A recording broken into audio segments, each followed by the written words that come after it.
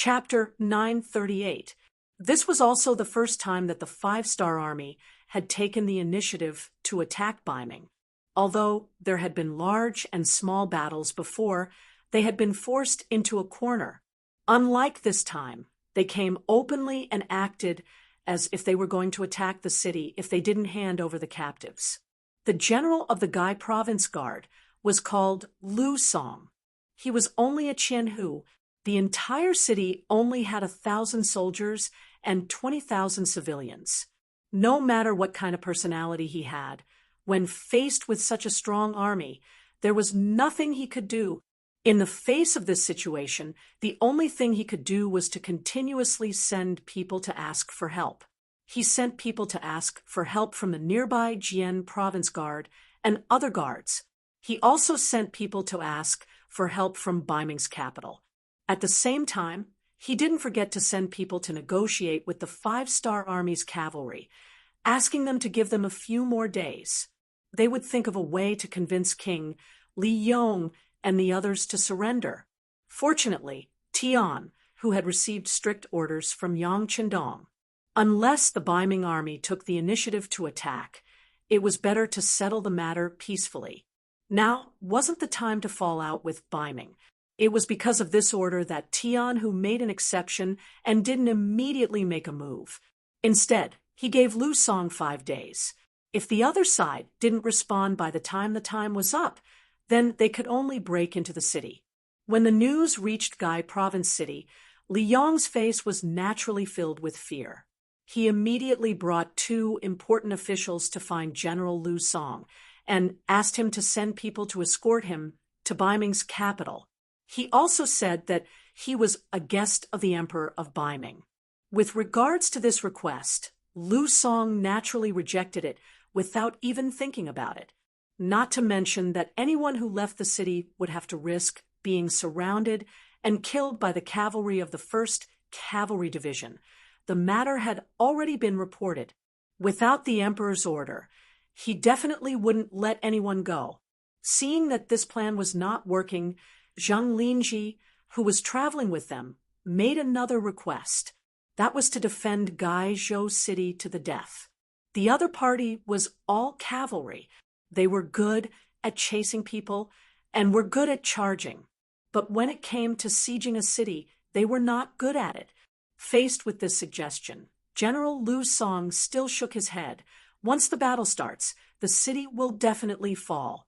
As for the reason, you can go up the city gate tower and take a look. The enemy's infantry has already rushed over. Yes, it had only been a day since the 1st Division of Heavenly Cavalry arrived at Gaizhou City on their bicycles. They had firearms in their hands, and each soldier carried 5 grenades with them. Once they gathered them together, what kind of city gate could not be blown open? This wouldn't do, that wouldn't do. Li Gui sadly realized that he was like a piece of fat meat on a chopping board, waiting to be slaughtered. At this moment, his heart was filled with countless regrets. If he had known that the five-star army was so powerful that even Ming was so apprehensive, why would he have provoked them for no reason? Now, in order to show his loyalty to Ming, he had sacrificed himself. Not only did the whole of North Korea fall into the hands of the enemy, but it also seemed that they would have to give up their lives sooner or later. What was the purpose of this?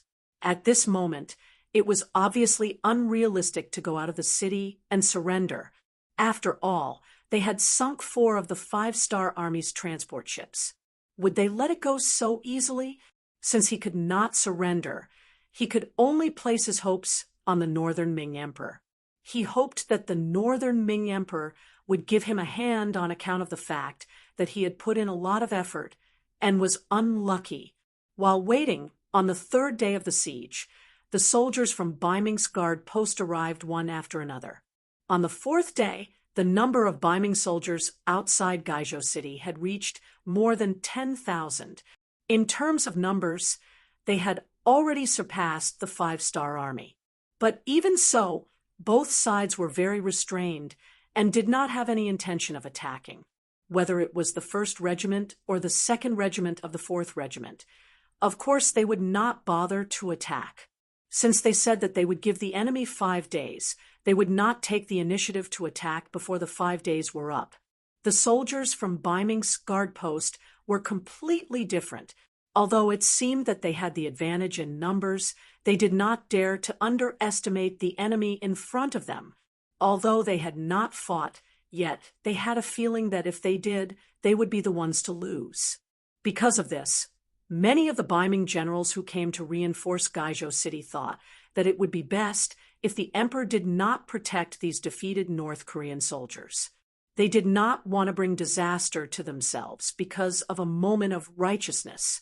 The result also proved that their emperor was wise and did not use righteousness. On the 5th night of the siege of Gaizhou City, the emperor's decree finally arrived. The general idea was that North Korea had provoked the 5-star army. Now, they were just seeking revenge. The people still said that a debt must be paid and a life must be paid for.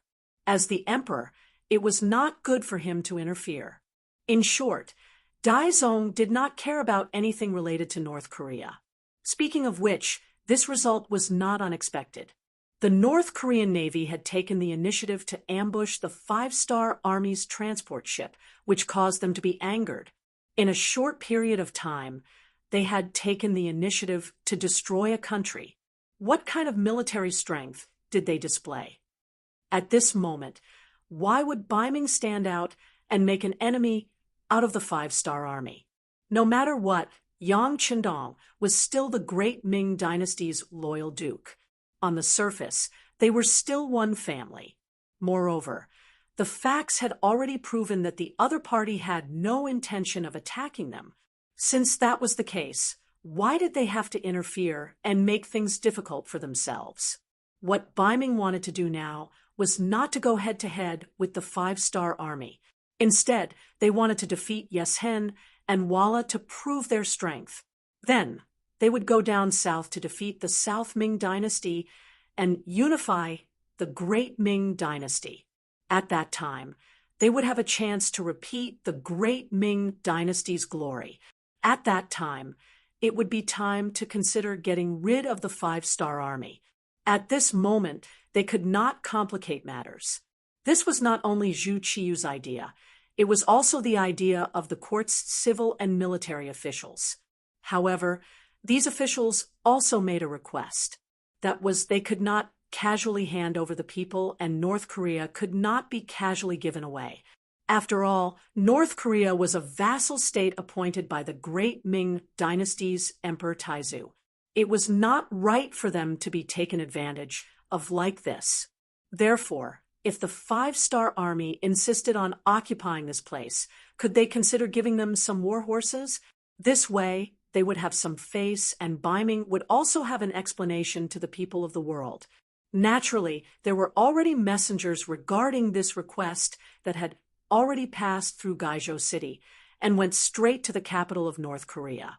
This kind of private transaction would definitely not be explained to Li Meng and the others. No matter what, this was a disgraceful matter. With the emperor's decree, General Lu Song breathed a sigh of relief. The Biming reinforcements that came from outside the city also breathed a sigh of relief. Then Li Meng and the others were dragged out of their beds by the Biming army in the middle of the night and sent out of the city to the 5-star army. With the goal achieved, and the people in his hands, Tian, who waved his hand, and the 5-star army withdrew overnight. The conflict at the border thus ended and peace returned. However, the impact of this matter did not disappear. The 5-star army that came to Biming's territory was as free as their own backyard. This more or less gave the Biming generals a lot of pressure and warnings. It even had a big impact on the morale of the army. This caused a natural imbalance between the two sides when they met in the future. Of course, this was a matter for later. Li Meng, Zheng, Linji, Han Mingjin, and the others were brought back to Seoul. Then, in the largest square in Seoul, they were beheaded in public. This scene was seen by many North Koreans, but most of them were angry but did not dare to say anything. Some people did not even have the courage to be angry. Just like when he occupied other small countries, Yang Qindong adopted the same policy here. Voluntarily surrendering and cooperating with the five-star army could keep one's life safe, and only half of one's property could be handed over.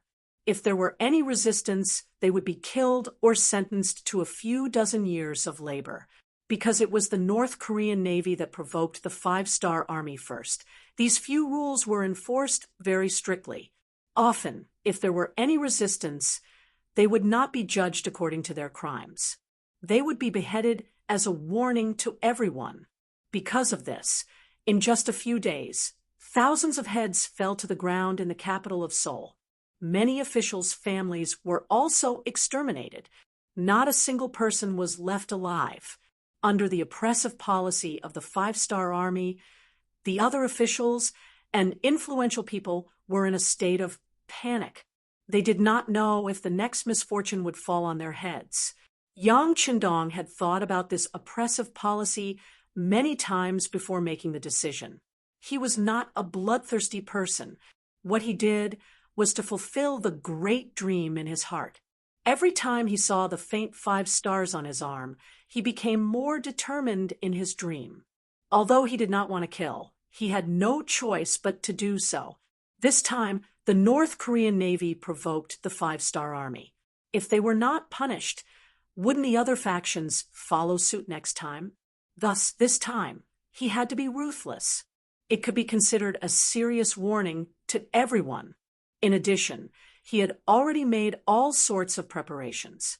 He had already moved the people from other regions to North Korea, and all the people who were not friendly to the five-star army were all moved out. With such a big change of blood, the North Korean people would be torn apart in the future.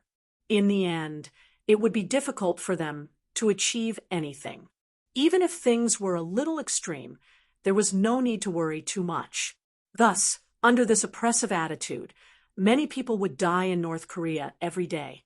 More people wanted to live, so their attitude changed. From the initial soft resistance to the current full cooperation and cooperation, Lee Min-ho was one of the most typical officials. He was originally a subordinate of the North Korean king, Lee Hong-gu. However, he did not expect Lee Gu to take care of his master and become king. Because of this, he lost the power in his hands. He was forced to stand on the side and would not have a chance to rise again in this life. However, no one would have thought that Lee Gu would face such a disaster right after he ascended the throne. Now that Lee Gu and his officials were all killed, officials like Lee Min-ho had a chance to come out again. Chapter 939. Lee Min-ho was originally a person with a flexible mind. While others were worried about whether their heads would still be hanging on their necks tomorrow, Lee Min-ho was thinking more about how to use this opportunity to establish a relationship with the five-star army and then become an important minister of North Korea after the reform. In fact, he had such a condition. Before the five-star army attacked North Korea, because he had a high position in the army, he was the director of the five-star army's security bureau in North Korea. Yukon took the initiative to contact him, and he sold some information to him. It could be said that they had some economic dealings. But later, the smart Lee Min-ho found out that some of Yukon's interests had nothing to do with being a businessman. The other party kept saying that he wanted to do business, so he wanted to know the layout of the North Korean military. But if he was doing business, why would he have such worries? Although Yukon was involved in an underground business, Lee Min-ho felt that Yukon lacked the unscrupulous aura of a businessman. Therefore, he spent a lot of effort to investigate Yukon. Although he didn't find any evidence, he could see that this person's identity was suspicious from many aspects. Logically speaking, if Lee Min-ho wanted to arrest someone in North Korea, he didn't even need a reason. But for Yukon, not only did he not do that, he even stopped all the investigation, as if nothing had happened. The two of them continued their relationship, and if possible, He even took the initiative to provide some convenient conditions for the other party. What kind of person was Yu Can? When he faced the shrewd Shi Wanshan in Talu City, he didn't even frown.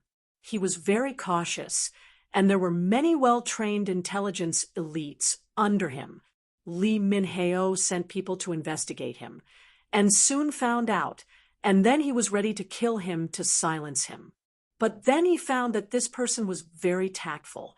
Seeing that Hai Erjuan's attack was imminent, in order to avoid unnecessary trouble, he stopped killing him and let him escape.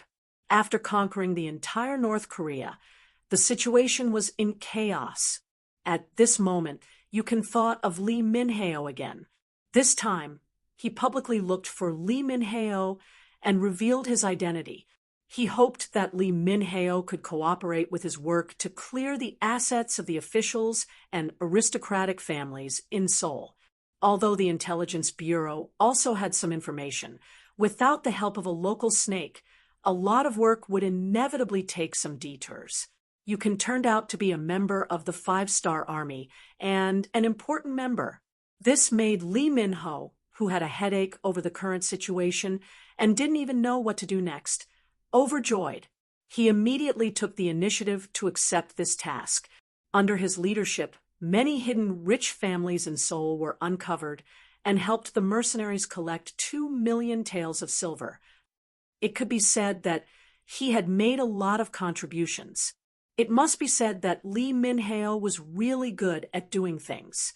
After doing so many good deeds in a row, he didn't have the intention to ask for a reward. He still behaved properly, and even according to the rules of the 5-Star Army, he took the initiative to hand over half of his family's assets. Not only that, Li Minhao knew that if he wanted to gain a foothold in the new government, relying on this alone was not enough. He also needed to have his own people in the 5-Star Palace, preferably his own family. Then who was his own family? Of course, his family was the best. Fortunately, Li Minhao was also a talented man when he was young. Because of his background, his wife was also very beautiful. More importantly, he gave birth to a daughter who was as beautiful as a fairy. How to take the opportunity to give himself 7 good sons-in-law to strengthen the Li family in the future became a problem that he needed to consider. In order to catch a rich husband, Li Minhao first sent his daughter to the dance school opened by the 5-Star Army to learn how to dance. Then, he hired a few Chinese teachers at a high price to make the best use of the time to tutor his daughter. He also found some people who were familiar with Han etiquette to be teachers of etiquette. After that, he began to wait for the opportunity to come. After successfully conquering the entire territory of North Korea and killing the new king, Li Ji, they established a new supply route. In the future, the supplies did not need to enter the sea town. They could directly go ashore at the port of North Korea, and then enter Liaodong through the Yalu River, and then enter Shicheng. Under the great success, Luan Xiaoyu, who came with the transport ship, proposed to hold a social ball. It could not only help the brothers who fought on the battlefield to relax and create some opportunities for their marriage, it could also ease the tense atmosphere in Seoul, and at the same time, it could also improve the relationship with some of the representatives of the local forces. Yang Qindong knew very well that for every land that was conquered, whether they could stand firm or not did not depend on the degree of recognition of the people at the beginning, but whether these influential people cooperated or not. In addition, this was Luan Xiaoyu's request.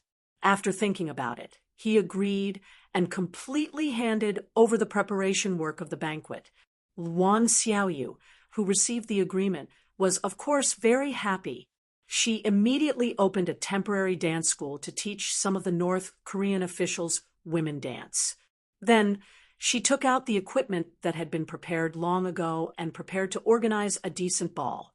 When the news spread, Li Minhao knew that the opportunity that he had been waiting for had appeared. If he could take this opportunity to find a good husband for his daughter, it would be equivalent to finding a good backer for the Li family. At that time, who would dare to bully them. Therefore, he spent a lot of effort to dress up his daughter well. Li Zhenju was Li Minheo's daughter. She was indeed very beautiful. She had the quiet beauty that was unique to the Korean people. She was 166 meters tall, and her gorgeous clothes made her figure even more perfect. In addition, she had learned the so-called social dance very well and danced very well. This time, she was confident that she would shine in the ball and achieve the most dazzling goal. In fact, it wasn't just Lee Minho who was doing this. Many Korean families and clans were also making similar preparations. They found the most beautiful young girls in their clans and prepared to use them as marriage bonds. At the same time, some of the young masters of these clans were also making preparations. They wanted to see if there was any opportunity to get in touch with some high-ranking officers of the five-star army. If they could form a friendship, it would be beneficial for the future development of their clans. But in such a clan, there was also an outlier. His name was Han Chong. He was a young master in his early 20s who looked quite handsome. For a long time, Han Chong was a hot topic among the younger generation. Not only did this person have a good appearance, but most importantly, he was well-read and also had good skills. How to say it? A person who was well-versed in both literature and martial arts described this kind of person. His family background was good. He was related to Han Ming, who had been sentenced to death. He was also a capable person. Under the influence of the great Ming dynasty's Confucianism, he knew all the 4 books and 5 classics. It could be said that he was very talented. In addition, he had learned martial arts. His body was strong, and he looked good. It was impossible for him to keep a low profile. If it weren't for the Korean Navy provoking the 5-star army, people like Han Chong would have stood out sooner or later. It was inevitable that he would become a pillar of the Korean kingdom in the future. Such a young master naturally attracted the attention of a group of young girls. Once upon a time, he and Li Zhenju were said to be a pair. A talented man and a beautiful woman were so harmonious. Some people even said that they were a match made in heaven. But now, everything was over. Since the defeat of the Korean army, there had been no contact between the two. But the story of the two who were lucky to survive was not over. At least, Han Chong thought so. He really liked Li Zhenju and wanted to marry this person. For this matter, he had recently visited the Li family several times, but unfortunately, he was stopped for various reasons. Compared to Li Minheo, who couldn't help but smile when he saw Han Chong before, he actually closed his eyes and refused to see Han Chong. This already explained the problem. At least, he would not agree to his daughter's relationship with Han Chong, which made him very depressed. Han Chong didn't want to fail. He wanted to continue to look for opportunities, and this ball was his opportunity. For his marriage happiness, he had a bold idea. That was to show his love in public at the ball. In this way, perhaps someone would stand up and take advantage of her beauty. He could achieve his wish and hold the beauty. With Han Chong's background, his family got 3 tickets to the ball. With his outstanding performance, his father, Han Zhao, who was also the head of the family, decided to take him to the ball. It was just that before he went, he had told him to be honest in the ball venue. He heard that even the Duke of Loyalty would participate. He should not make trouble.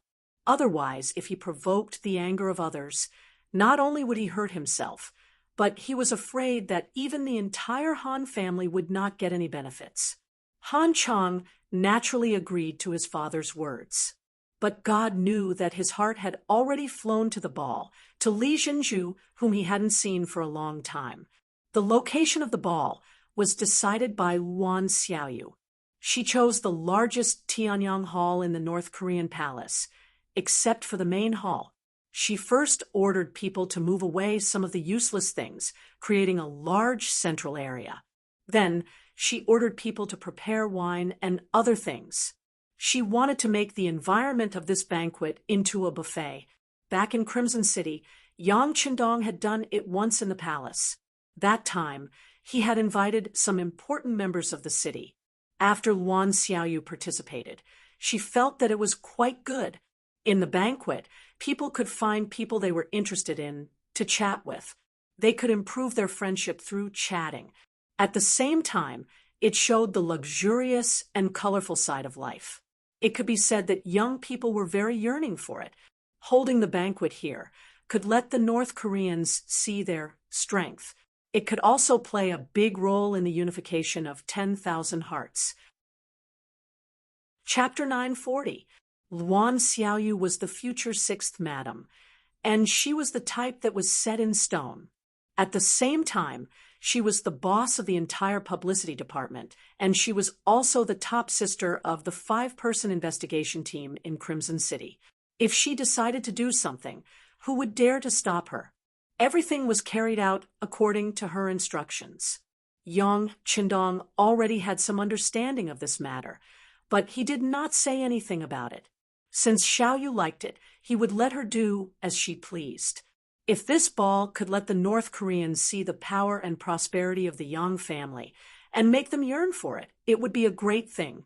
Of course, what he cared about was the family of the officers. According to the rules of the 5-star army, an officer could apply for marriage as long as 2 of the 3 conditions were met. First, they had to have joined the 5-star army for more than 2 years. Second, their position had to be at least a battalion commander. Third, their military rank had to be at least a major. As long as 2 of the 3 conditions were met, they could start a family. They could even take in concubines. Of course, for the mid-level officers of the 5-star army, their first wife had to be a Han. This was not an exception. However, if they really liked a woman, they could take in a concubine if she was not a Han. This was also a way to increase their Han genes. In the future, the Han men would become more handsome and the women would become more beautiful. Joining the 5-star army, which was the earliest mercenary group, was a busy start. Other than fighting everywhere, the internal competition was also very fierce. If you did not move forward, you might be surpassed by others and then replaced. No one wanted their hard work to be wasted, so they could only work harder. Over time, some officers did not have the chance to solve their personal problems. Perhaps the ball was a good way. Not only did they have to let the horse run, but they also had to let the horse eat good grass and feed it fine fodder. This was Yang Qindong's standard of doing things. Although the competition for all levels of officers in Yang Xie's forces was very fierce, and there were many things to do every day, but correspondingly, they also received a lot in return. In the past, they were treated well in terms of money and treatment. Now, the way of the ball was a kind of care and concern in life. North Korea's new provincial governor was already in place. His name was Zhang Yi, and he had once worked in Chesun City's City Lord Manor. Reality had already proven his ability, and this time he had transferred one of City Lord Yu Qian's trusted subordinates to be in charge of North Korea. Under Yang Qindong's instructions, Zhang Yi participated in the preparation work of the ball. He invited who he invited and what he had to say to the people he invited. This was a great help for Zhang Yi to understand the situation here faster. In the end, under Zhang Yi's ample preparation, other than the officers and officers of the 5-star army, a total of more than 100 local clans were invited to the ball. In total, the number of participants exceeded 300. Fortunately, the Heavenly Sun Hall occupied a large enough area. Otherwise, with a total of 600 to 700 people, the ball wouldn't be able to satisfy them. After many days of preparation, the day finally arrived. The time of the ball was set for the evening of the same day. After dinner, many well-dressed young ladies went out of the door in a carriage under the leadership of the patriarch and went straight in the direction of the palace. The sky was already dark, and in the darkness, two shadows silently watched all of this from not far from the main entrance of the palace. But soon, they were disappointed. The inspection here was very strict. Not only did they have to check the application, but also some officials who were very familiar with Seoul were here to screen the identity of the people who came here to prevent any unruly people from sneaking in. Thinking about it, since even Yang Chendong was going to participate, this ball, which was still fresh to people, must be of extremely high quality. It was reasonable for the security to be stricter. The inspection was very serious. The people who entered were also searched, but even so, the people who could enter actively cooperated. It can be seen that their hearts were already leaning towards the 5-star army. Big brother, it seems that we have no chance to sneak in. One of the two shadows in the darkness said, "That's right. But second brother, we don't have to be discouraged. As long as we work hard, there will always be opportunities. A ball like this will definitely not satisfy everyone. Once someone is treated unfairly and has anger in his heart, it will be an opportunity for us to take advantage of. You have to know, since King Nanming sent us brothers here, it means that he has high hopes for us. We must not let the king down." In the darkness, another man made his own voice. From the sound of his voice, it was very calm, showing that he had a good psychological quality. The big brother's name was Gua Xinqing, and the second brother's name was Li Qingsong. They were sent by the former King Minzhuang, the current King Nanming, Zhu Huijin, after the 5-star army launched an attack on the Kim Bien dynasty. Zhu Huijin also took the opportunity to declare himself as King Nanming. He first sent troops to deal with King Shiping in Yunnan. He wanted to expand his own efforts and clean up the enemies behind him. When King Nanming made his move, Zhu Qixin of the southern Ming dynasty quickly made his move. He sent out 200,000 troops and launched a pincer attack with King Shiping. In the beginning, it was fine. King Nanming, who had a certain amount of preparation, was able to withstand it. He even won some local battles.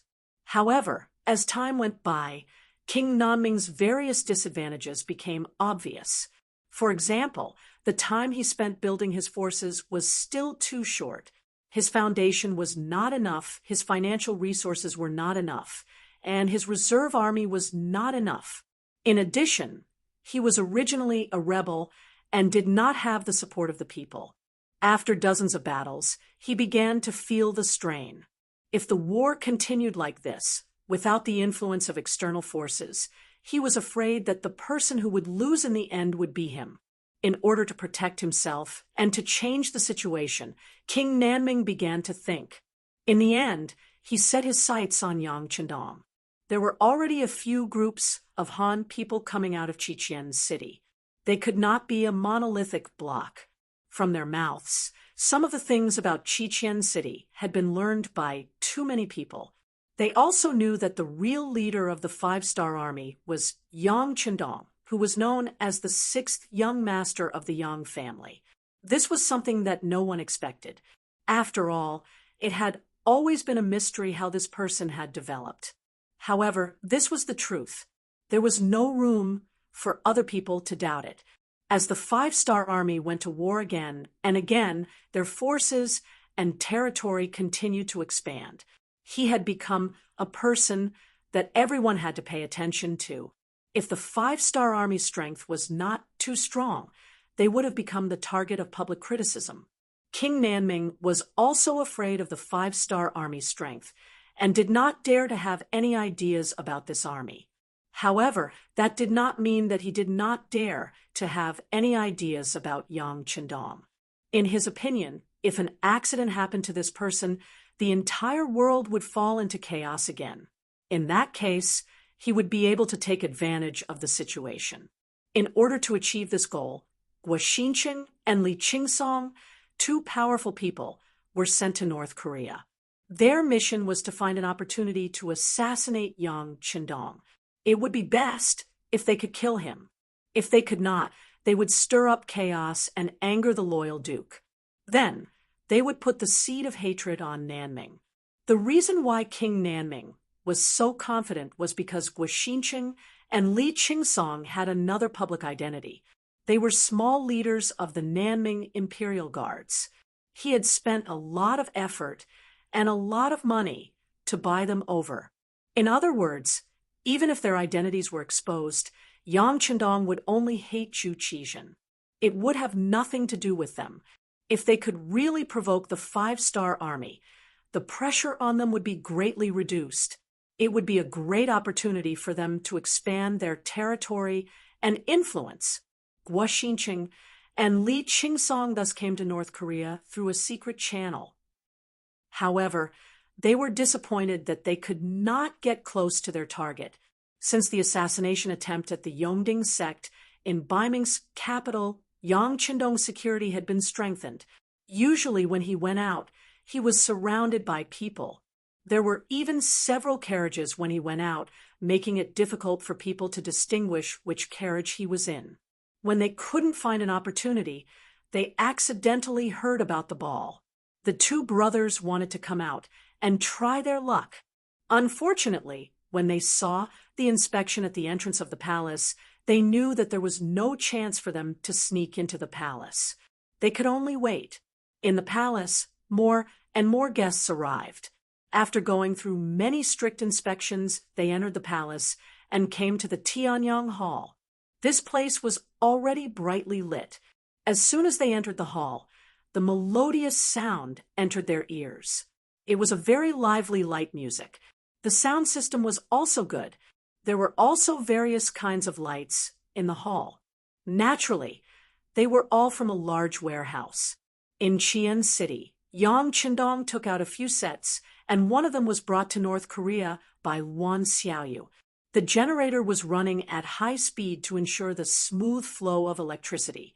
In the territory occupied by Yang Xie, a large amount of crude oil had been found.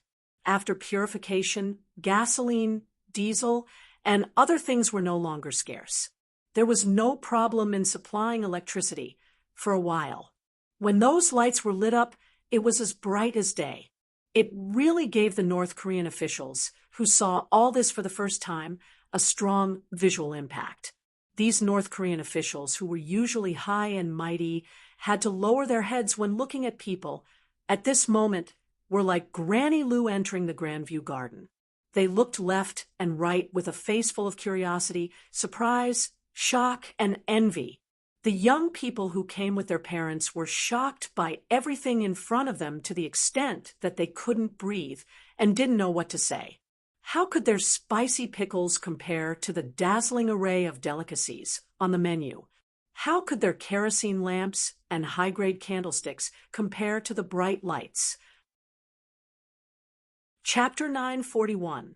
On both sides of the hall, there were crystal-clear glass cups covered with a layer of high-grade white cloth.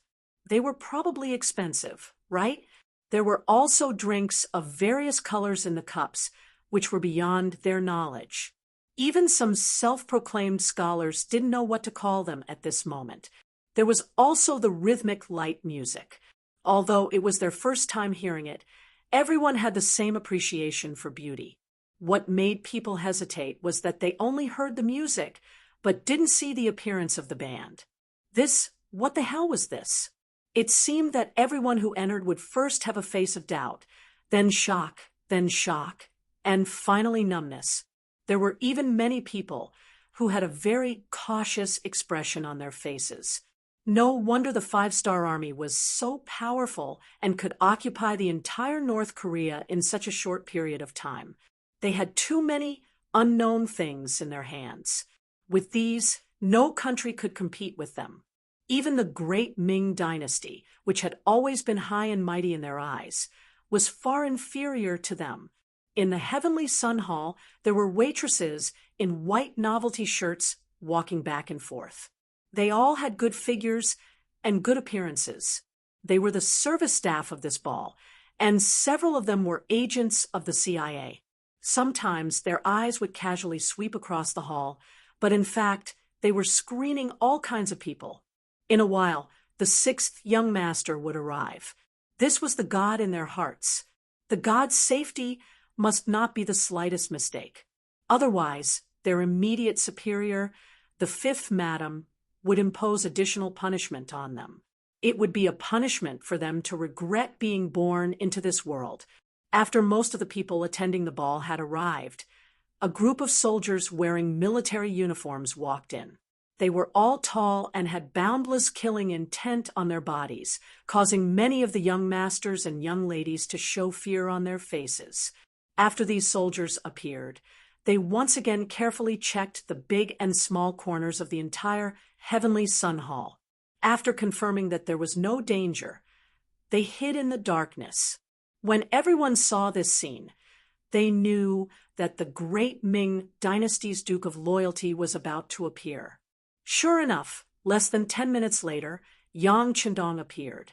As if to match the atmosphere of the cocktail party, he did not wear a green robe.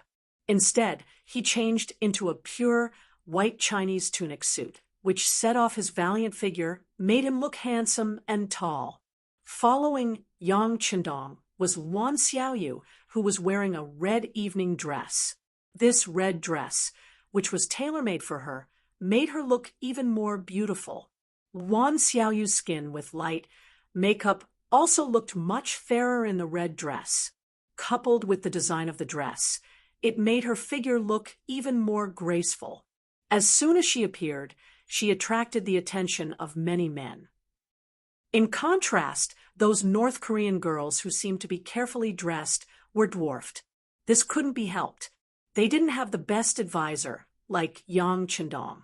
They were conservative and didn't know how to show their advantages. How could they be compared? When Yang Chendong and Wan Xiaoyu, this golden couple, appeared, it immediately attracted a burst of applause. Then Yang Chendong took a wine glass from the hands of a waitress who was wandering around the venue. He raised the glass of red wine and nodded to the people who attended the banquet. At this moment, Yang Chendong seemed to have returned to the moment when he participated in the banquet and completed the mission in his previous life. The only difference was that he didn't have a dangerous assassination mission to do. The difference was that the clothes of the people who attended the banquet were different, but in the end, it seemed to be inharmonious with the atmosphere of the banquet. Naturally, this feeling was only shared by Yang Chendong. He had seen too many so-called successful people wearing suits and bow ties. He had also seen too many women who should be revealing, and even women who were revealing for the sake of revealing. After seeing the tightly wrapped officers and North Korean men and women, he couldn't help but feel a sense of inharmony. Yang Chendong raised his glass. The officers and North Korean officials were shocked and quickly found their glasses and raised their hands. In the process, because some people walked too fast, they almost fell to the ground, which also caused bursts of laughter. However, Yang Chendong didn't care about this. Instead, he smiled at those who almost made a fool of themselves. The meaning of encouragement was very obvious. Who knew how much loyalty he had gained from just this gaze alone? Everyone raised their glasses. Yang Chendong gently raised his left hand. The music stopped, and the audience became quiet. At this moment, his deep baritone voice sounded. Everyone, thank you for taking time out of your busy schedule to attend this banquet. You're too polite. What are you talking about? It's our honor to be able to attend this banquet. That's right, that's right. This is the face that you've given us. We can't thank you enough. All kinds of voices came from below. Without exception, all of them came to express their goodwill. It seemed that if they didn't say something, they couldn't express their excitement at this moment. In this regard, Yang Chendong smiled and nodded gently. After that, he continued to say, "Everyone, the former North Korean kingdom no longer exists. It has been replaced by the North Korean province. Next, Zhang Yi will be the first governor of the North Korean province. Zhang Yi is a person with outstanding ability. I believe that with his leadership, North Korea will soon become powerful and rich. Clatter, clatter, clatter. Amidst another round of applause, Zhang Yi walked out from the crowd and nodded to thank the crowd. Zhang Yi is indeed a good leader. I asked him to come here and work. I asked him if he had any requests. The first thing he said was that food is the most important thing for the people. He asked to reduce the price of food and solve the problem of the 2 million people in North Korea first. Since he's here to preside over the overall situation, I have to support him. There's no need to say anything. Sell the food at 20% of the pre-war price. I believe that there won't be a problem for the people to eat. Yang Chendong said with a smile, but these words shocked the North Korean officials who attended the banquet. North Korea was originally an agricultural country. Although it was close to the sea, most people still made a living by farming. Therefore, the price of food had always been very low. It was only because of the recent war that North Korea changed. The people were afraid that something would happen, so they began to stockpile food to ensure their safety. But now, Yang Chendong not only stabilized the price of food, but also sold it at 20% of the pre-war price. How low would the price be? It was almost the same as the country's harvest price. It was not an exaggeration to say that the situation in North Korea would quickly stabilize once this policy was implemented. After all, the problem of food and clothing was solved, which was equivalent to solving the most unstable factor. Everything would be much easier to do next. This decision was made because of Yangtze's development in the past few years. Chichen City had always believed in walking on many legs. While developing industry and commerce, they did not fall behind in agriculture. For example, in Vietnam, Laos, and most of Ryukyu Island, all the land that could be developed was planted with food. In the spirit of paying taxes according to the proportion of the harvest of the land, this greatly increased the enthusiasm of the farmers. The income was directly linked to the output, and it was no longer a fixed land tax. Whoever planted more food would get more. They were no longer farming for the country, but for themselves. The enthusiasm of the people was unprecedentedly high, and a large number of wastelands were reclaimed. In addition, any farmer could apply for a loan from the local government to borrow cattle and farming tools. In the past 2 to 3 years, the weather was good, and the farmers had gained a lot of land. The granaries of several provinces had also been enriched. Now was the time to show the results. It was not difficult to transfer a part of the food from there to North Korea, but the benefits to the people were real. There was a saying among the people, if there is food at home, there is no need to panic. As long as the basic livelihood of the people was guaranteed, the people's hearts would be stable, and they would not be easily defeated by some things. The establishment of the North Korean provincial government would be more stable, and it would be much easier to implement other measures.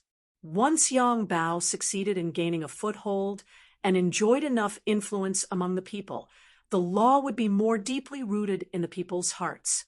The people would not be bullied, and their hearts would be stable.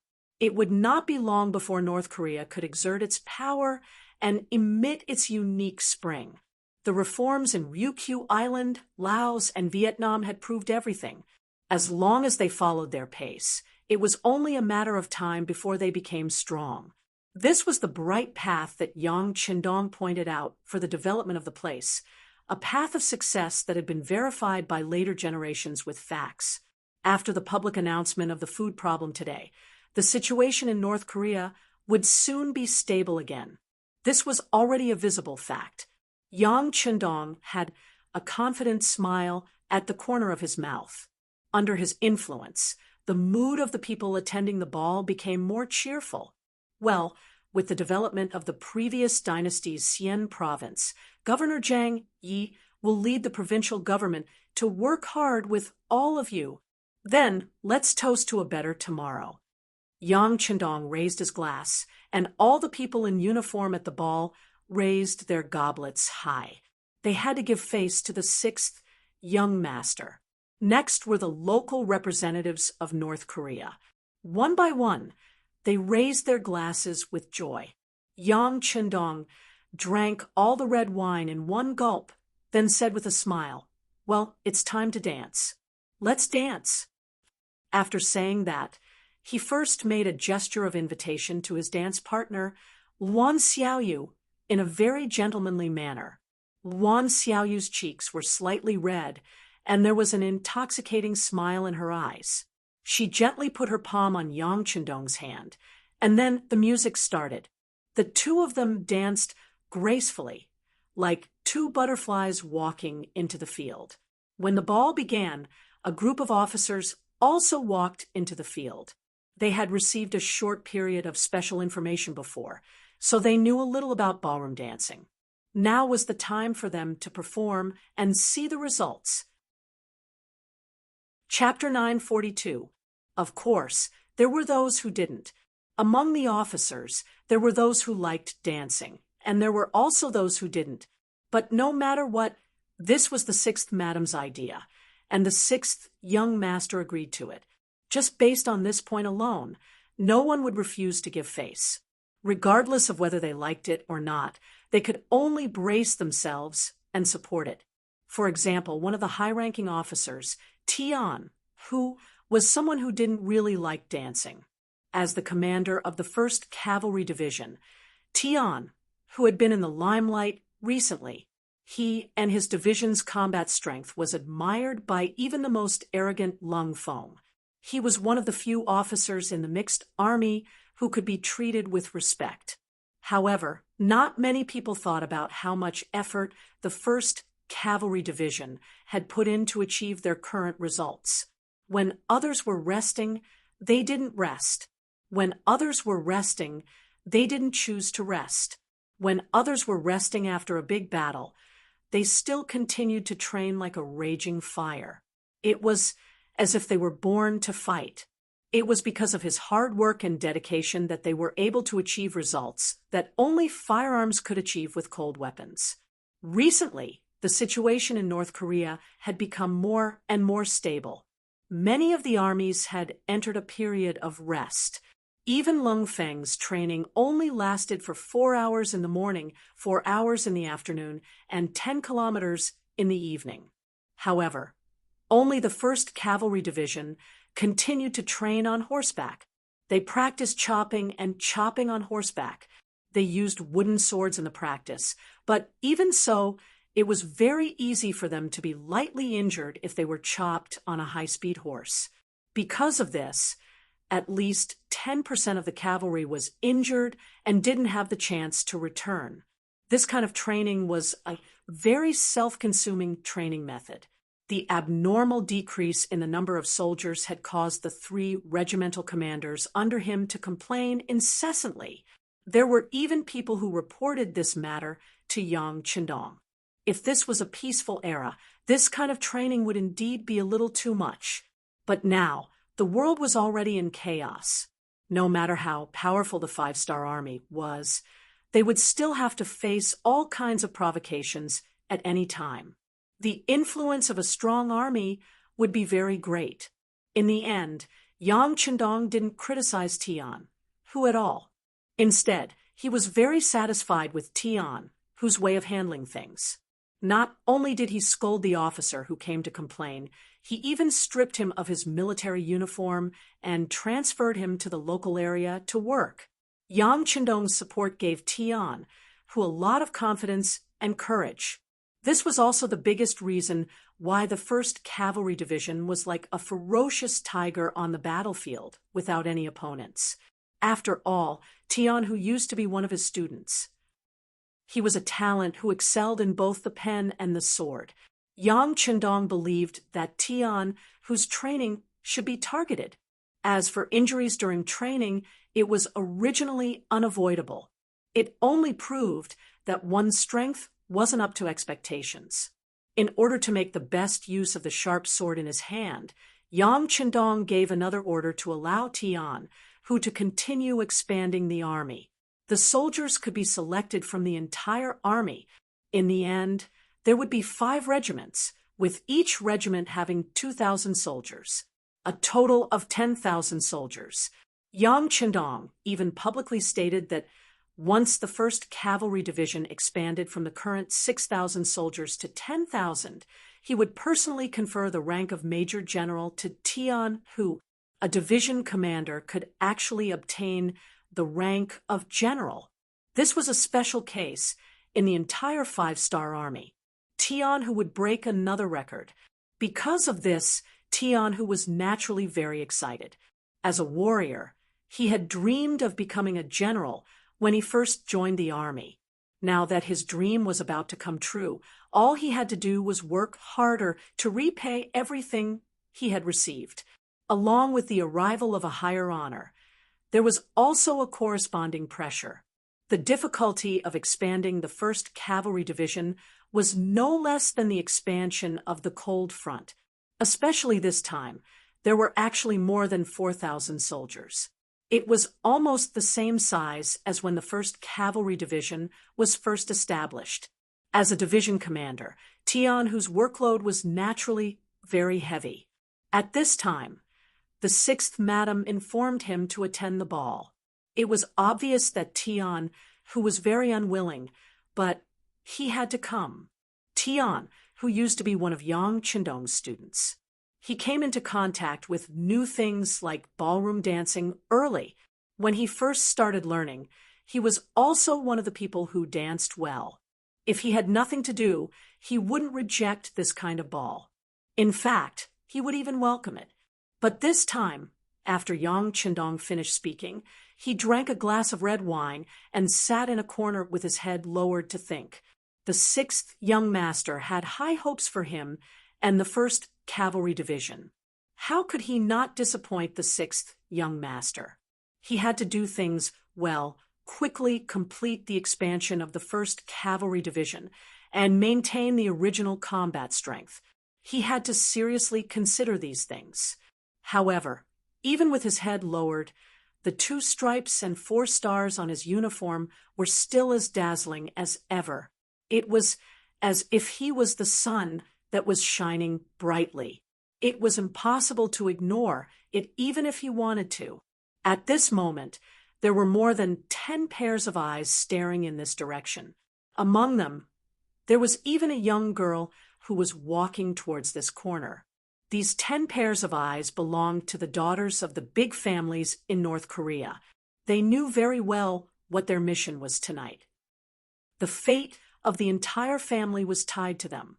While they were feeling the pressure, their expressions were naturally very focused. All the high-ranking officers and some high-ranking cadres in the field had become their prey. For example, Yu Guang, the commander of the 2nd Maritime Army, his 3 division commanders, Ding Yang, Hegong, and Gu Yang, as well as the new governor of North Korea, Zhang Yi, and several high-ranking officials of the provincial government had all become their hunting targets. These people were even surrounded by a crowd of women. How could Tian Hu was also a senior colonel, avoid them? Although his killing intent didn't diminish, it didn't stop people from approaching. Didn't they see that his 3 division commanders, Temu, Lu Duo, and Hubo, were already surrounded by beautiful women? The girl walking towards Tian, who was Li Minho's most beautiful daughter, Li Xinju. Originally, she had already made preparations, but Han Chang's sudden appearance disrupted her original plan. After much difficulty, she managed to brush him off perfunctorily to the side. The few targets that she had been keeping an eye on were already surrounded by other girls. She had no choice but to look at Tian Hu. Even though she felt that this person wasn't easy to get along with, when she thought of the mission her father had given her and how she carried the hope of her family, she still walked over without hesitation. At first, Li Jinju's footsteps were very quick, as if she was afraid that someone else would steal her target. However, as she got closer and closer to Tian, who was sitting in the corner, the feeling of nervousness and apprehension grew stronger and stronger. Women in ancient times were very conservative and reserved. They paid more attention to the orders of their parents and the words of the matchmaker. Many women didn't even step out of the house when they were young. They would only know the appearance of the man they were marrying when they were actually married. In the present day, this was undoubtedly a very sad thing. But at that time, it was a common thing, so when she took the initiative to walk towards Tian, it could be imagined how much courage it took to do this. Originally, he was still thinking about things with his head down, but as Li Xinju got closer and closer, Tian, who finally had a reaction. He raised his head and saw a girl with a very nervous face, but her appearance could be called very beautiful. Li Xinju did have a certain capital, whether it was appearance or identity. She was a superior person. At this moment, her nervousness made her like a budding flower, and people couldn't help but look at her twice. Tian, who raised his head, was indeed amazed by Li Xinju's appearance. But in less than a breath of time, he returned to normal. He also understood the other party's intention, then shook his head gently and said, "I'm sorry, I'm thinking about something now, and I don't want anyone to disturb me. No, please don't refuse. Otherwise, I may die after this banquet." When Li Xinju heard Tianhu's refusal, it was as if her head was hit with a stick, and then tears flowed from her eyes uncontrollably. Li Xinju wasn't exaggerating. She had taken the initiative to look for Tianhu, and many people must have seen it. If she returned empty-handed, she didn't know how many unpleasant words would be spread out tonight. For a very pure girl like her, these kinds of words were terrible, and she was even more afraid. She who didn't complete the task perhaps did not need to wait for her father to scold her. She would use her own way to end her life. Yes, there were many women in that era who sacrificed themselves for the name of loyalty. This was the style and characteristics of that era. You could say that they were ignorant or that they lacked education, but the truth was the truth, and it couldn't be changed. Originally, he wanted to put on a fierce face and scare the other party. Tianhu believed that when he put on a cold face, even the elite soldiers of the 1st Cavalry Division would feel afraid. He didn't believe that he couldn't scare a woman away. But after seeing Li Xinju cry, and her appearance was so distressing, even his frozen heart couldn't help but beat twice at this moment. He knew that he couldn't refuse this woman today. "Oh, okay, then I'll dance with you. It's just that I haven't danced for a long time, so I might be a little rusty." The general agreed, and Li Xinju was naturally very happy. Her small face immediately turned from crying to smiling. "I just learned it not long ago, and I'm not very good at dancing." "Haha, good. Then we're about the same weight. Let's not laugh at each other, please." Tian, who was amused by Li Xinju's manner of speaking, after laughing, he stood up and stretched out his arm to Li Xinju like a gentleman. Then Li Xinju, with a bright red face, stretched out her arm in response. And just when Tianhu's arm touched her waist, he could clearly feel an instinctive resistance from her body. Then her body involuntarily tensed for a moment before relaxing again, and she stepped onto the dance floor with Tianhu. Chapter 943.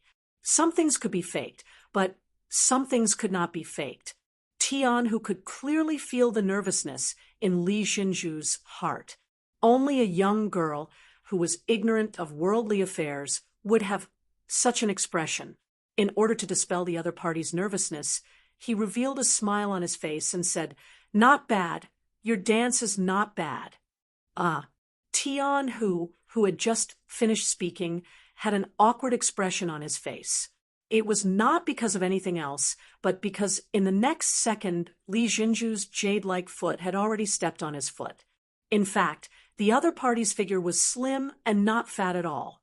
This step was nothing to Tian, who who had thick skin and thick muscles. However, after all, he had just praised the other party and was immediately slapped in the face. The awkwardness that should have appeared on his face. I'm sorry. When I heard the general's words just now, I became nervous and forgot how to dance. Li Xinju lowered her head. At this moment, her face was so red that if one did not listen carefully, they would not be able to hear her voice clearly. As a commander, the young Tian, whose hearing was naturally good, he chuckled and said, "It doesn't matter. Relax your whole body. You can't be tense when dancing. Just follow the rhythm of the music. As long as you get into the mood, everything will be fine." Oh, Li Zhenju listened and then unintentionally made a very cute action. That was, she stuck out her tongue to express her embarrassment. It was this action that attracted Tian, who, making him feel this girl's cuteness and her natural playfulness. Taking a deep breath, Tian, who suppressed some kind of impulse in his heart, and continued, "Yes, take a deep breath, then exhale. After a few times, your nervousness will be reduced by a lot. Then you will be able to enter a normal state." Li Zhenju followed Tianhu's instructions. Sure enough, after a few times, she felt that the nervousness in her heart was not as strong as before. The dance steps that she had learned over the past few days could finally be used. She could even cooperate with Tian, who to make a few difficult movements. Immediately, she said with a happy face, "You're so good. Did you often dance before?" "How is that possible? Even if I didn't have the time, I didn't have the conditions. I just learned it from the 6th young master." Tian, who shook his head with a smile. "The 6th young master? Loyal and courageous? Did you learn from him?" Li Zhenju asked curiously. "Yes. I was once one of the students of the 6th young master, and that was one of the best times of my life." The murderous look on Tian, whose face disappeared as he recalled the time when he was Yang Qindong's student. It was replaced by beautiful memories. Suddenly, the resolute general turned into a gentle and heroic man. This scene made Li Zhenju stare blankly. She even forgot the seniority.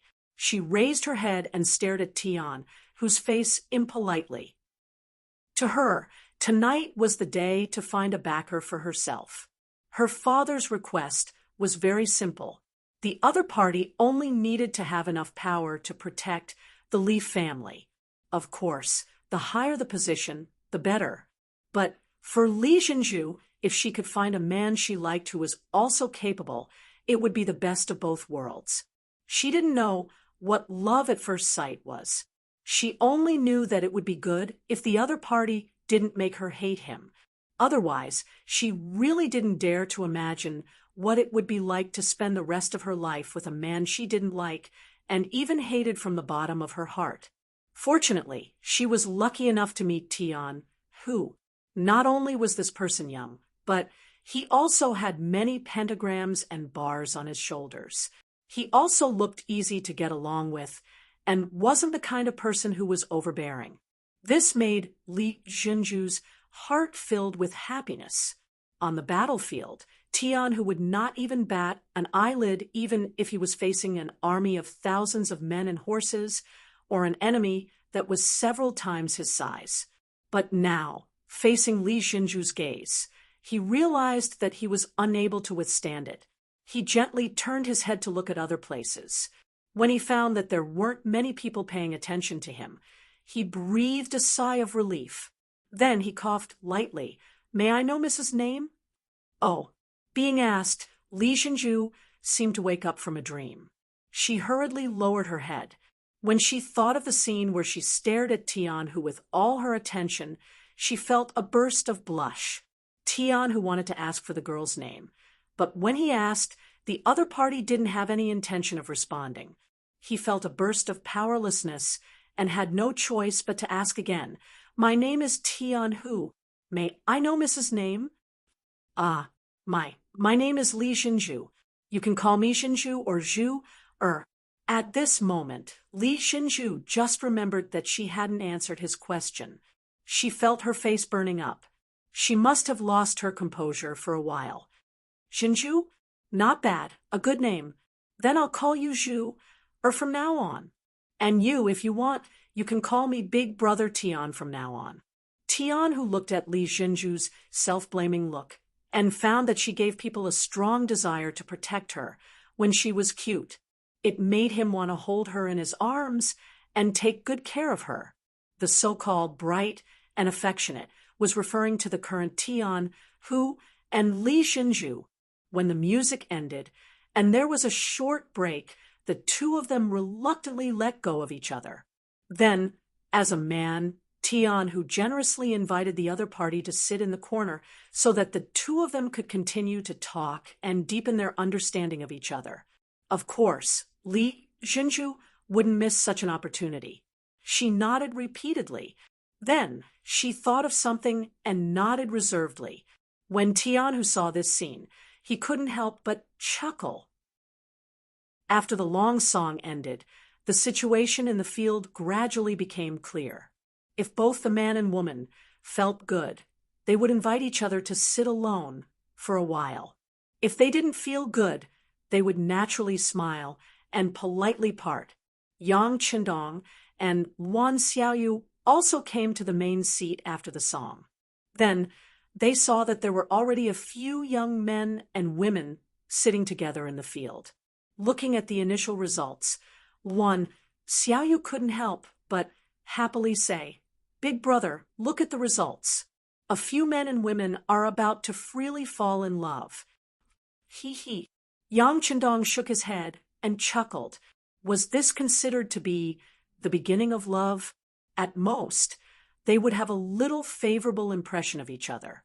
Moreover, this favorable impression was forced on the woman. To put it bluntly, the choice was all up to the man. Just like this ball, it was said to celebrate the victory, connect the feelings between everyone, and also solve the personal problems of some officers and cadres. But in fact, the last one was the most important. By solving the problems of some cadres, the local upper class of the Korean people would be integrated into Yangxia through marriage. This could deepen the feelings between everyone and make everyone warm up faster. It could also improve the overall quality of the next generation. Yang Qindong didn't object to this point. After all, who wouldn't like beautiful things? Yang Qindong also didn't object to this point that the local forces would be disintegrated faster through marriage. As long as these people were loyal to him, why couldn't he develop their forces in private? It was simply unrealistic to expect that everyone was a saint and would work hard for him without getting anything in return. However, development was development. He must not go against the general direction of this big force. Otherwise, no matter who the other party was, he wouldn't mind uprooting them. When that time came, these people shouldn't blame him for being ruthless. After all, everything these people had was given to them by him. He also had the right to take everything back if he was forced to. Yang Qindong smiled and didn't say anything.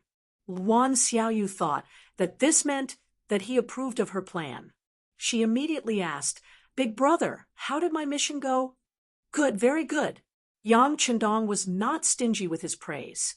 He. Wan Xiaoyu smiled happily when she saw the praise. For her, this was the best reward. Outside the crowd, the parents of the aristocratic families were naturally very happy, like Li Minho when he saw that his daughter was sitting together with the commander of the 1st Cavalry Division and chatting happily. He was so happy that his mouth was about to split open. It was as if he could already see the bright future of the Li family. On the other hand, some of the family heads whose daughters had returned to their original positions were anxious. They hurriedly ordered that there would be 2 more songs in a while, and that they must hurry up. If they couldn't find a high-grade song, they should choose a low-grade one. In short, they must gain something. Otherwise, it would be hard to say if they could still stand on top of Seoul in the future. This time, Han Chang came with his father and sister. Unfortunately, his sister belonged to those people who didn't gain anything. At this time, his father, Han Zhao, was continuing to work with his sister. It was as if he had to gain something, otherwise the Han family would be in danger. At this moment, Han Chang didn't pay attention to this at all. His eyes were fixed on Li Xinju, who was chatting happily with Tian, who in the corner. Once upon a time, everyone treated them as a match made in heaven.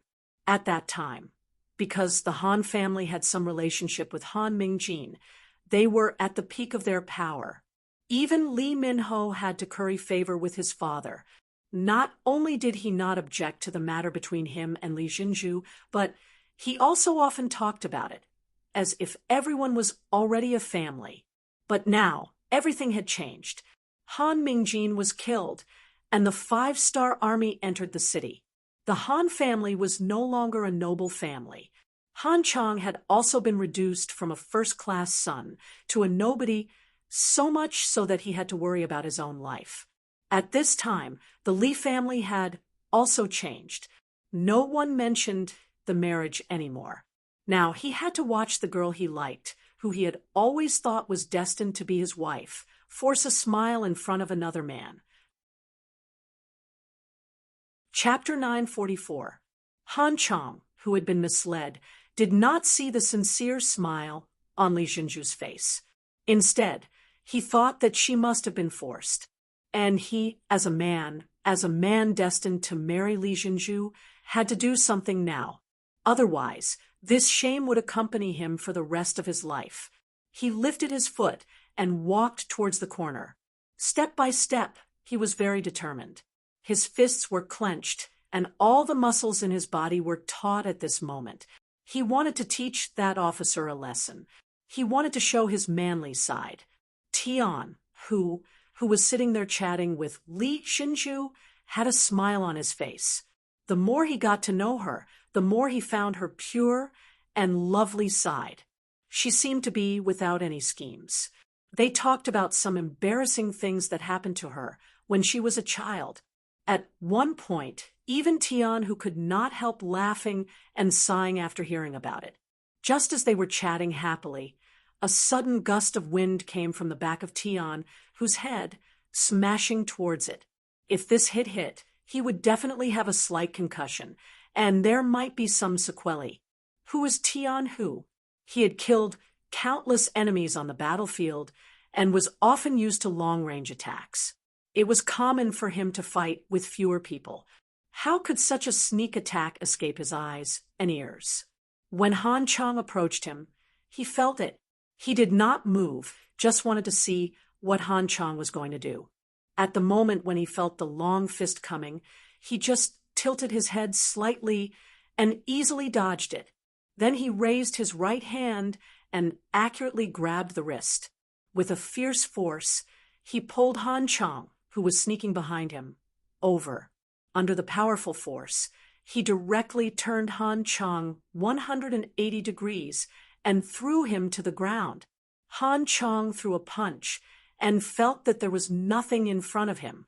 Before he could make a move, a pain came from his wrist. He just felt that his whole arm seemed to be out of his control, and there was a sound of wind in his ears. He fell to the ground with a plop, and there was a huge pain in his internal organs. Breathing became a very extravagant thing. It was not until he was thrown to the ground for a while that his whole body felt less painful. At this moment, he realized that the martial arts he had learned before were so ridiculous and so unbearable. He could not even block one move from his opponent. When Han Chang was thrown to the ground, it caused a huge commotion and attracted the attention of everyone present. Everyone was busy building relationships and chatting about their feelings. In such a harmonious scene, it was impossible not to attract attention when someone was suddenly beaten up. As the father, Han Zhao was the first to let out a cry of surprise. He ran straight to his son, who had been thrown to the ground. However, someone was faster than him. For security guards appeared out of thin air and surrounded the corner of the room. Han Zhao had just run over when he was stopped by a guard. Normally, he would be extremely respectful, but now that he was worried about his son's safety, he didn't care so much. He wanted to rely on his brute force to rush up. The result was naturally that he was held down by a grappling hand. His arm was pressed down, and he let out a scream. Cold sweat poured out of his head. With this shout, Han Chang, who was lying on the ground, was completely awakened. When he saw that his father was also under the control of others, he couldn't help but roar loudly, "Let go of my father! If you have any problems, come at me! Come at me!" "Shut up!" A guard unceremoniously lifted his foot and landed on Han Chang's waist. With just one kick, he completely lost the ability to shout and fainted. Sixth young master, this is the Han father and son.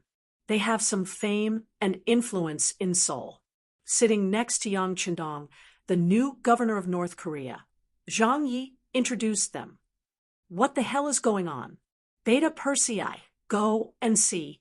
Yang Chendong nodded slightly and motioned to Beta Persei. Beta Persei went quickly and came back even faster. Tian, who was naturally very cooperative, and told him what had just happened. Li Zhenju was indeed frightened at first, but when she saw the displeasure on Tianhu's face, she was afraid that Han Chang would die because of this. Being kind, she stood up and made a simple introduction of the relationship between the two. She only said that the two had met a few times and that Han Chang had a good impression of her.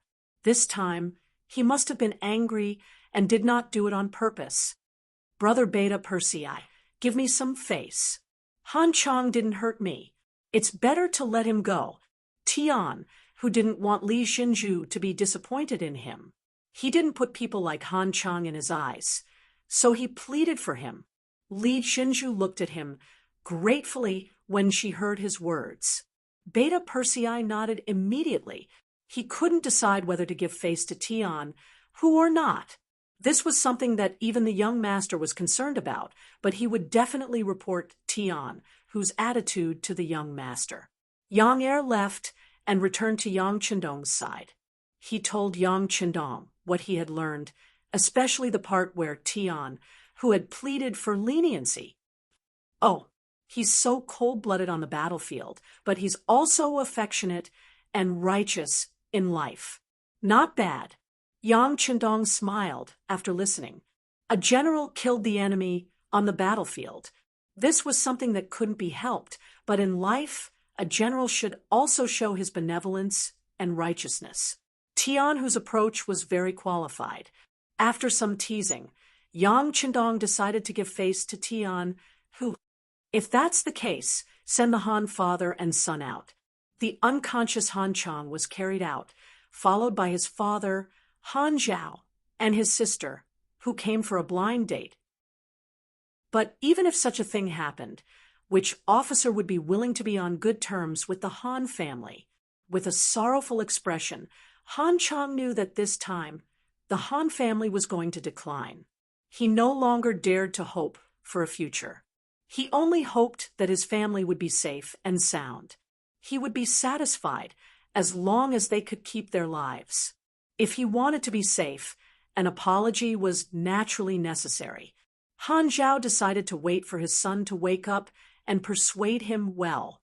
Then he would visit him early the next morning to apologize.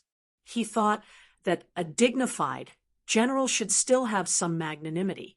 But how could he know that he wouldn't have such an opportunity? He would never have it. Guo Xinqing and Li Qingsong, who were in the dark, saw their son being carried out of the ball. He and his daughter were accompanying him with sad expressions. They were like dogs who saw a bone. They saw hope and opportunity.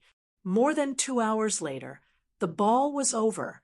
The money that the two of them had used to plant spies in the homes of some of the North Korean officials had worked. The whole story of what had happened in the House of Han had reached their ears.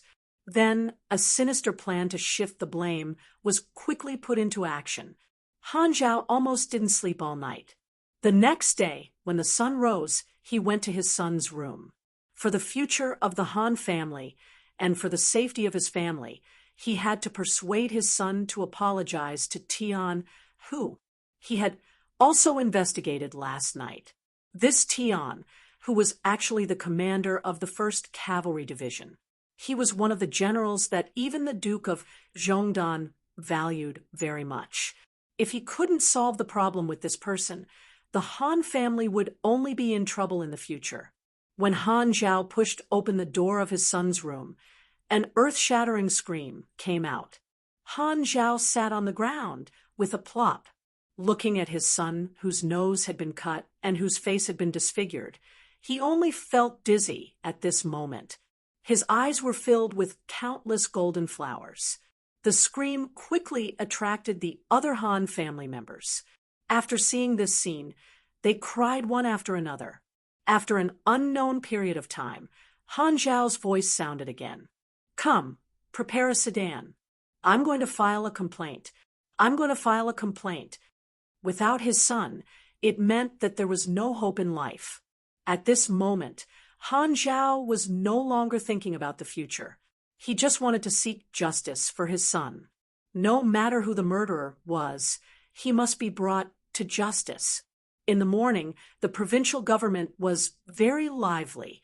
The new provincial government was still choosing a site. Now, it was using the former army yamen of the North Korean kingdom, which was quite spacious. But soon, the place was jammed. When Han Chang's corpse was placed at the entrance, it quickly attracted the attention of many commoners and even some officials and servants. As Han Zhao knelt on the ground and recounted the scene that happened at the ball last night, the tragic death of his son, and the experience of having his nose dug out, the surrounding commoners finally understood what had happened. Instinctively, everyone thought that Tian, who was the murderer. Furthermore, one of the ways the 5-star army recorded military achievements was to see how many noses were dug out. This seemed to be the case. Li residents. After returning from the ball last night, as the host, Li Minheo's face was full of joy. He didn't know how long it had been since he had such a relaxed smile. And all of this was due to his daughter, Li Xinju.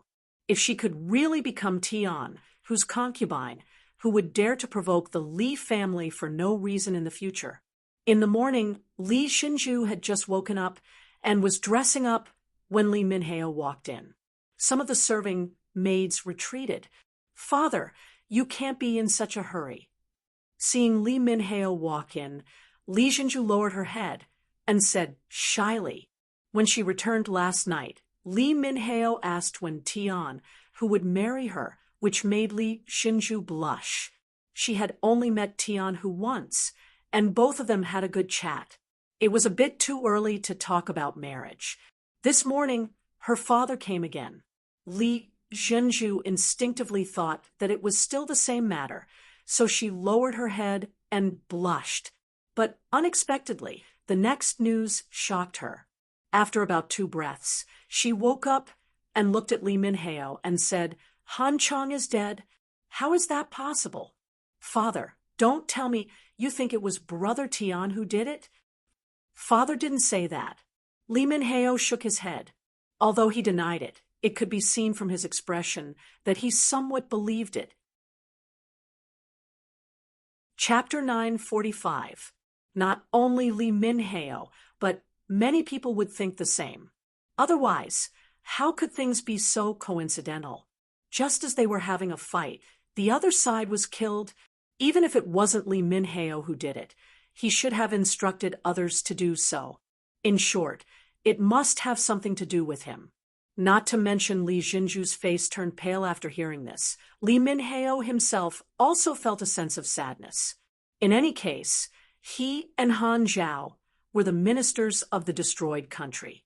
Since Han Chang could die without knowing why, then if they were disobedient, Would they also have the same result at any time?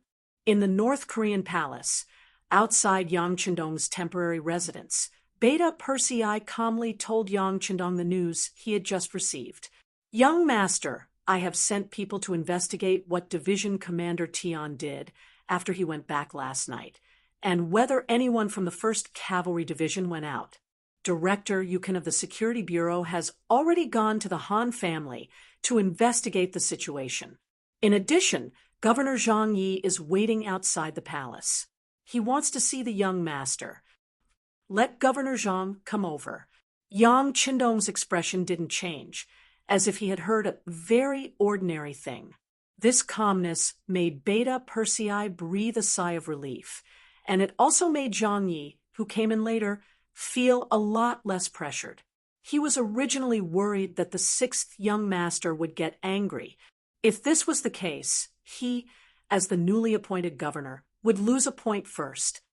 Tell me your own opinion. As soon as Zhang Yi sat down, Yang Chendong's voice came clearly. Yes, 6th young master, in this subordinate's opinion, this matter was deliberately done by someone in order to frame our 5-star army and cause chaos in Seoul. Then, some people wanted to take advantage of the situation. In this subordinate's opinion, we can't let this wind blow.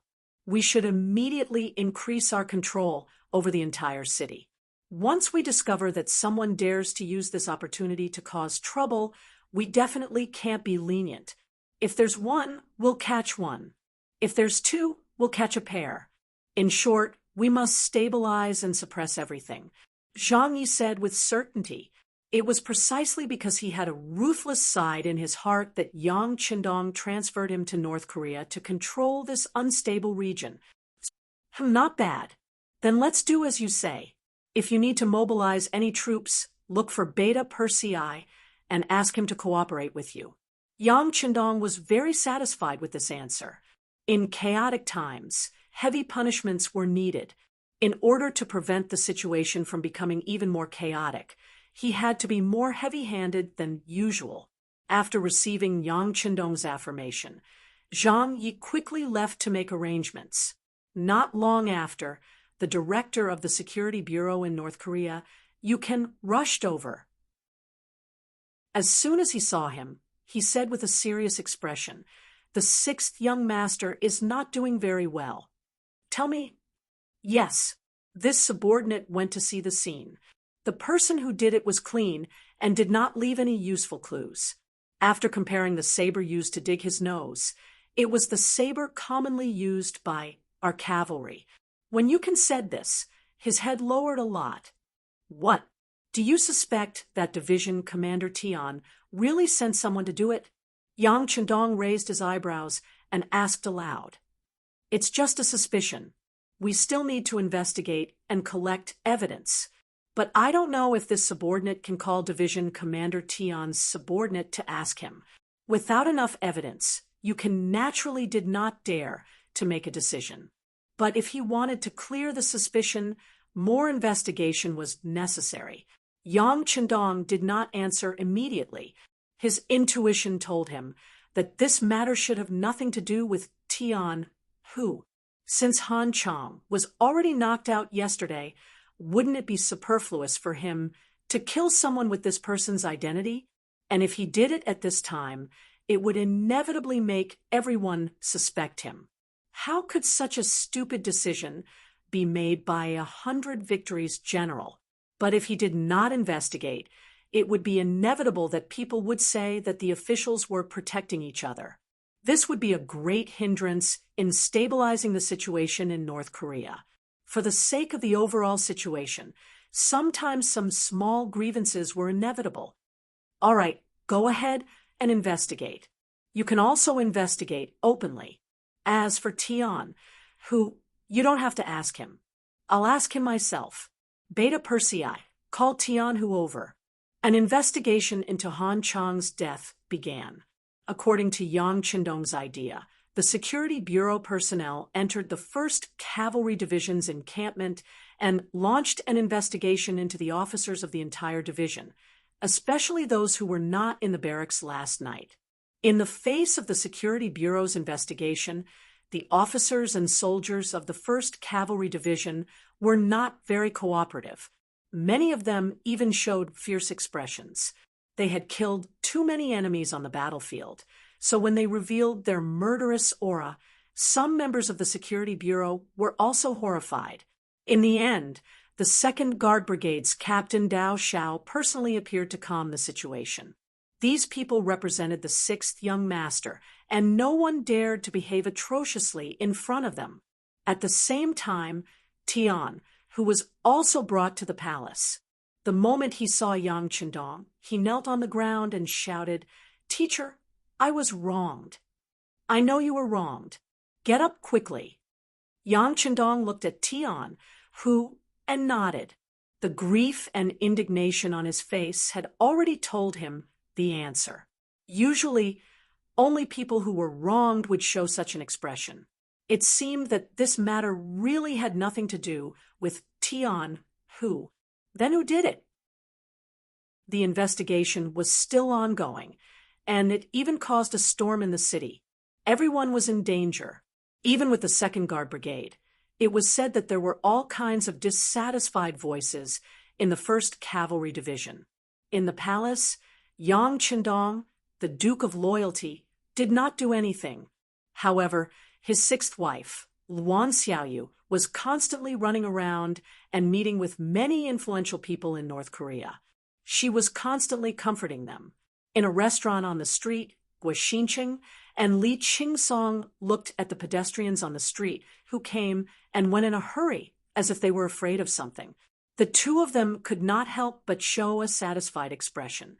All of this was their masterpiece.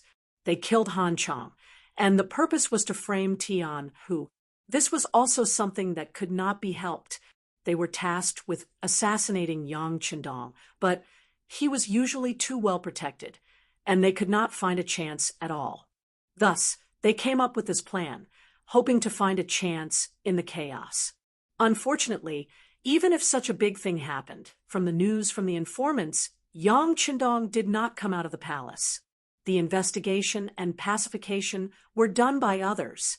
Facing an assassination mission that did not have a chance at all, the two of them had to change their previous plan and shift their target from Yang Qindong. Let's make a move on her. I have already checked.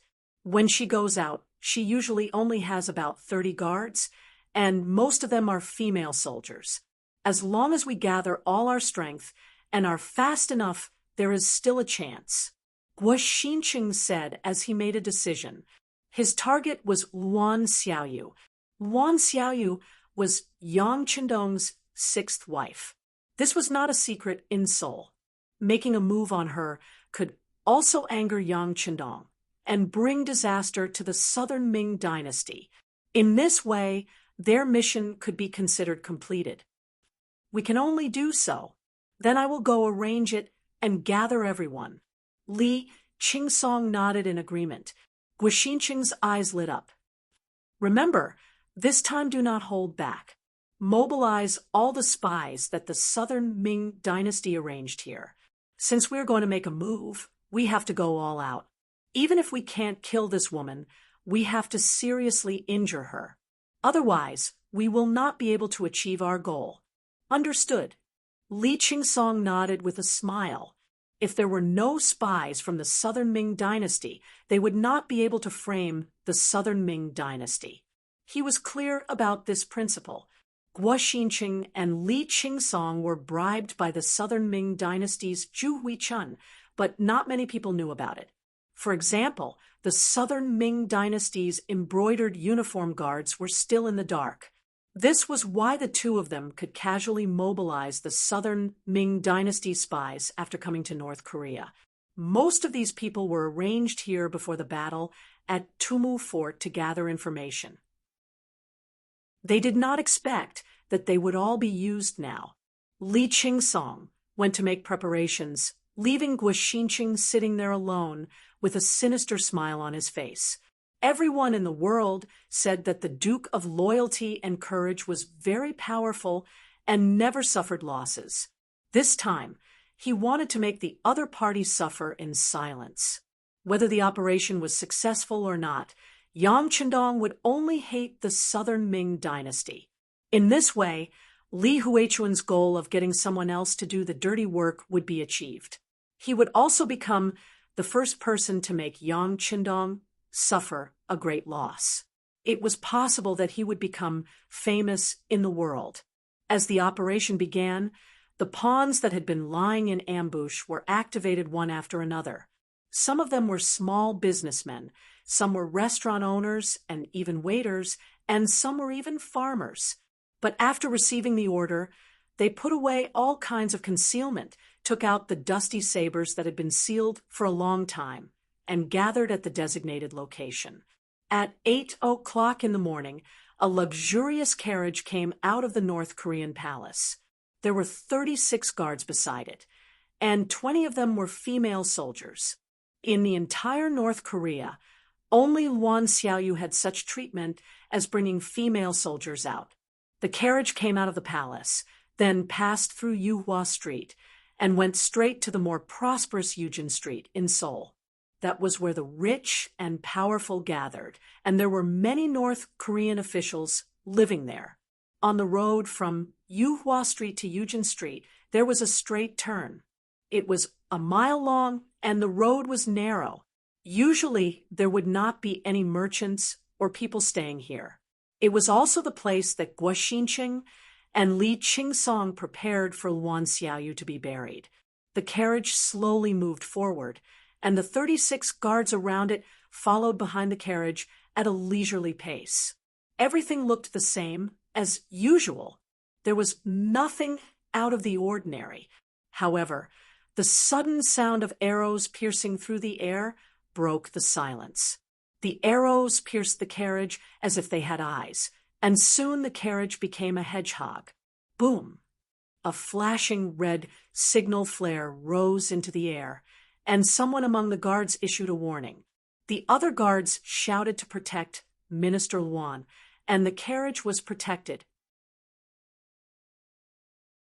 Chapter 946. Guo Xinqing, who was lying on the roof of a tall building, had a fierce look in his eyes. Then he gestured to Li Qingsong on the other side to launch an attack.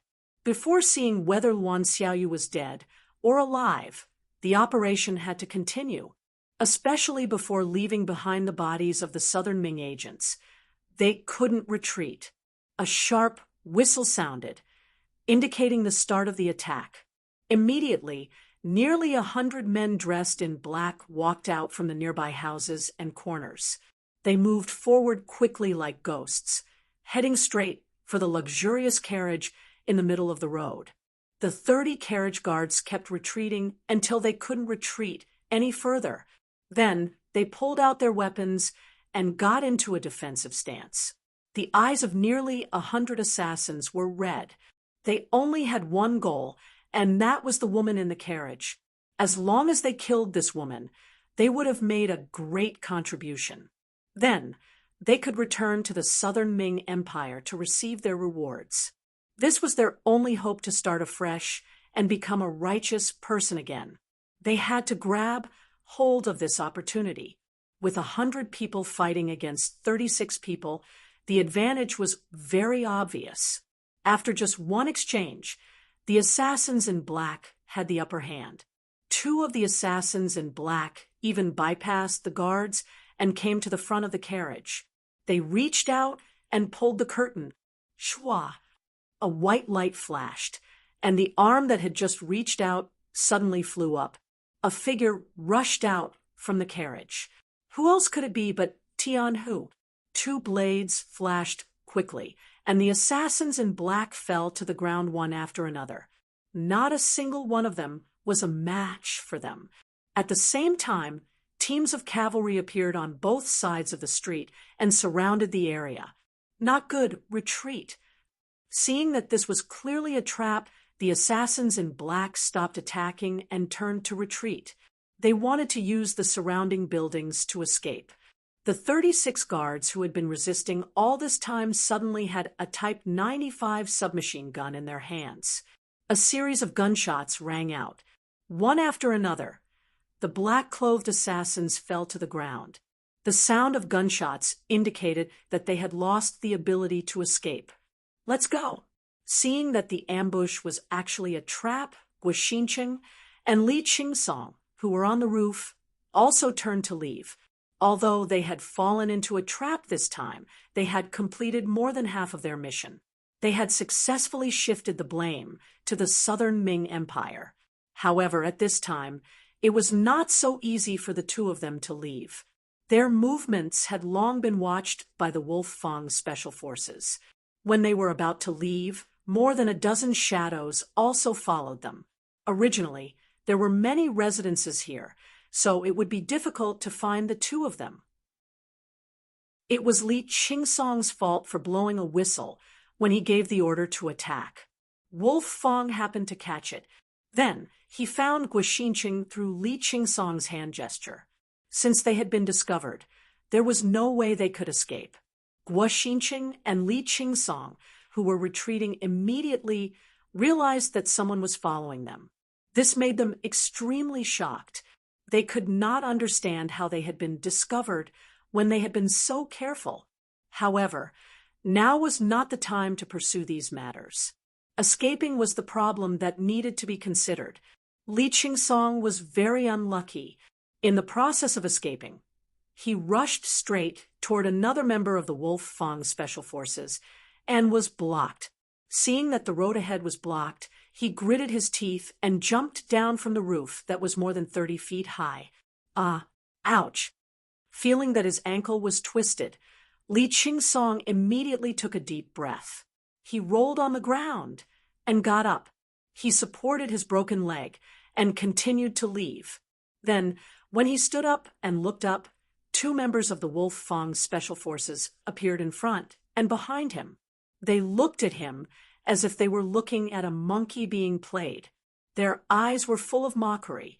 Enduring the pain from his ankle, Li Qingsong's hands reached for his waist. Two short knives appeared in his hands. He shouted and rushed toward the two members of the Wolf Fang Special Forces in front of him.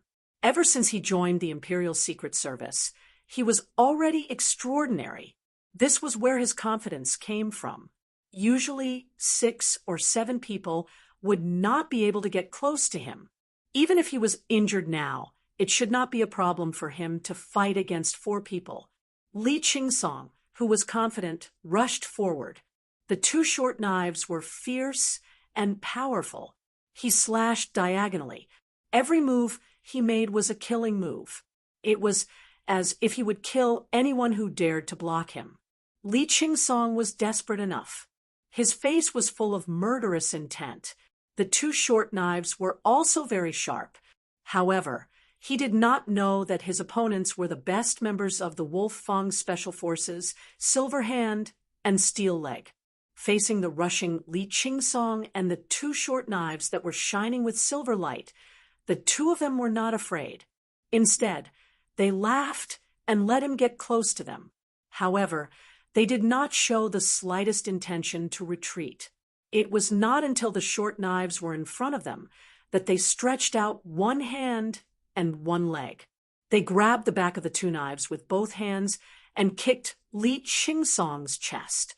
With a powerful force, a figure was kicked out.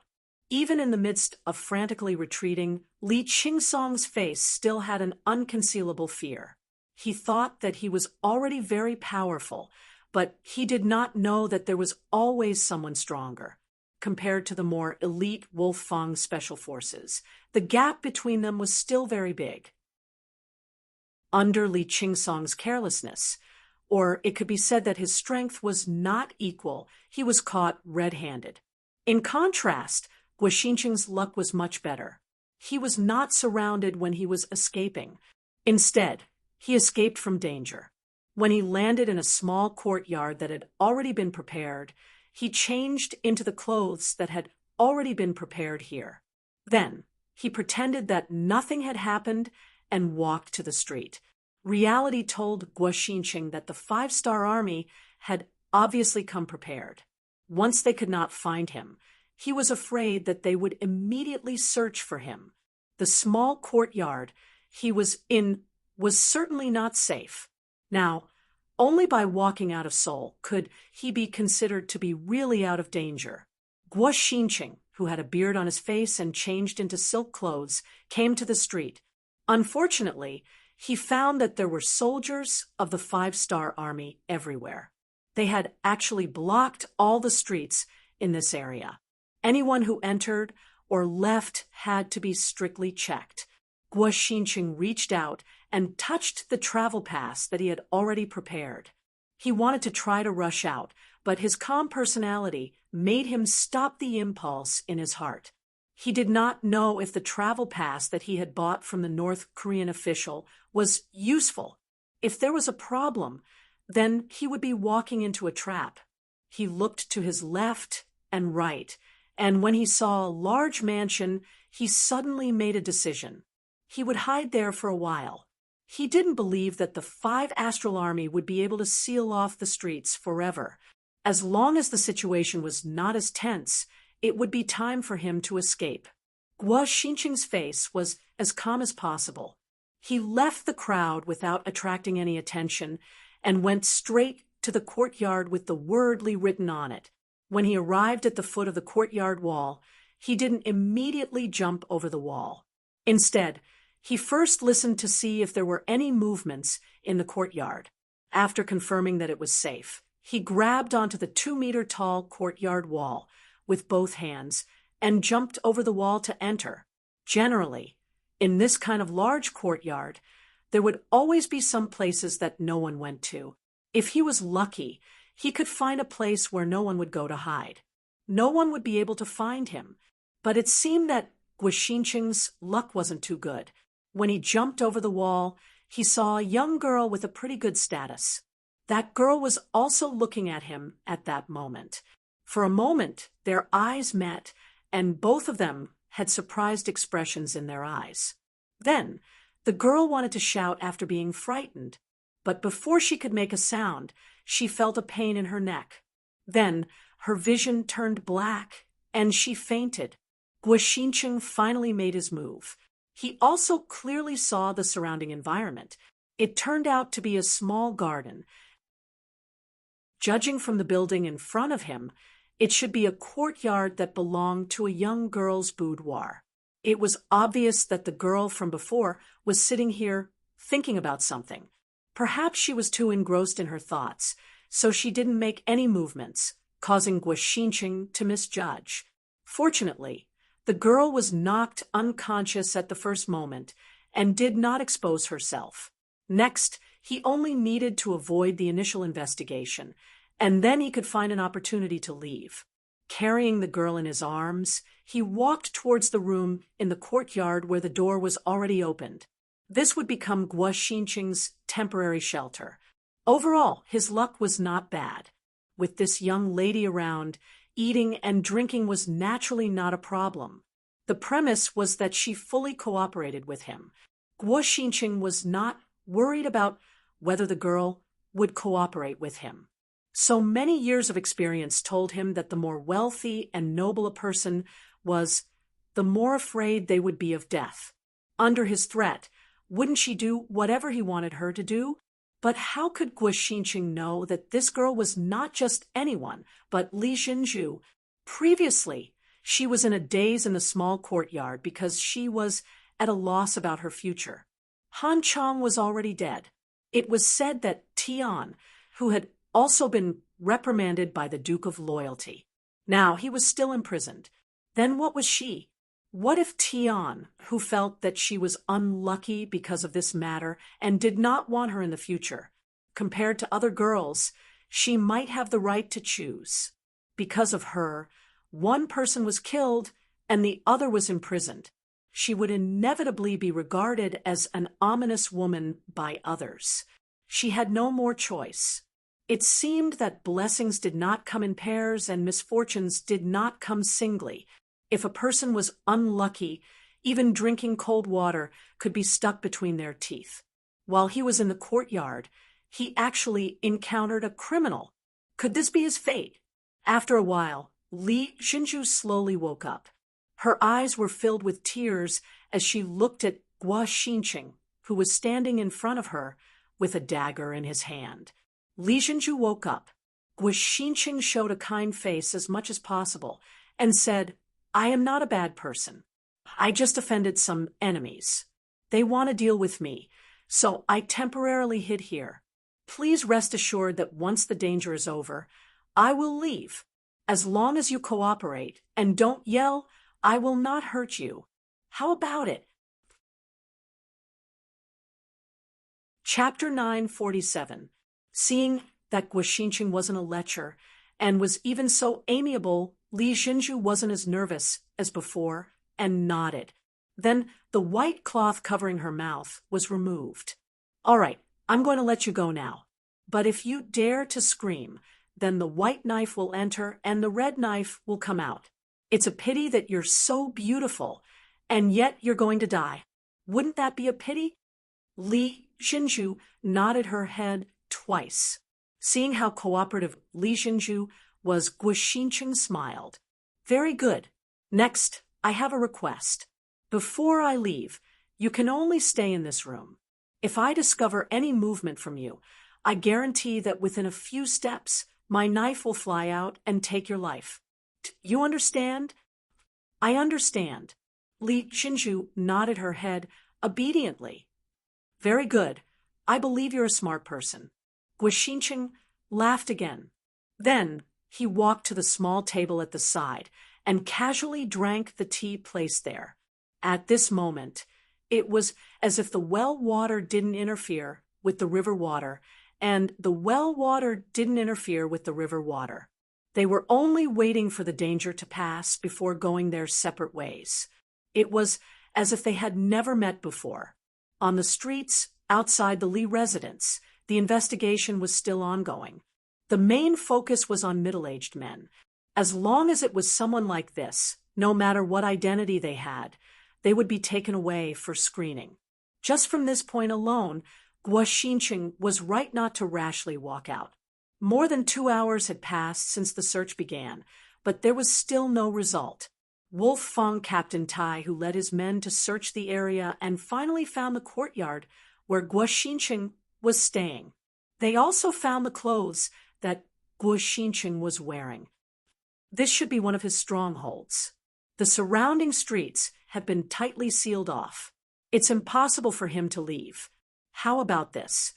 Inform all the troops to search from house to house. In short, we must find him. Tai, who looked at the clothes that Guo Xinqing had thrown away and said angrily, the target actually escaped from under his nose. This was a great humiliation. If he still couldn't find him, how could he face the 6th young master? Therefore, no matter what price he had to pay, he had to find him. After the streets were sealed off, the search began. The Cold Vanguard Regiment of the nearby C's 4th Division had been transferred over to guard the perimeter.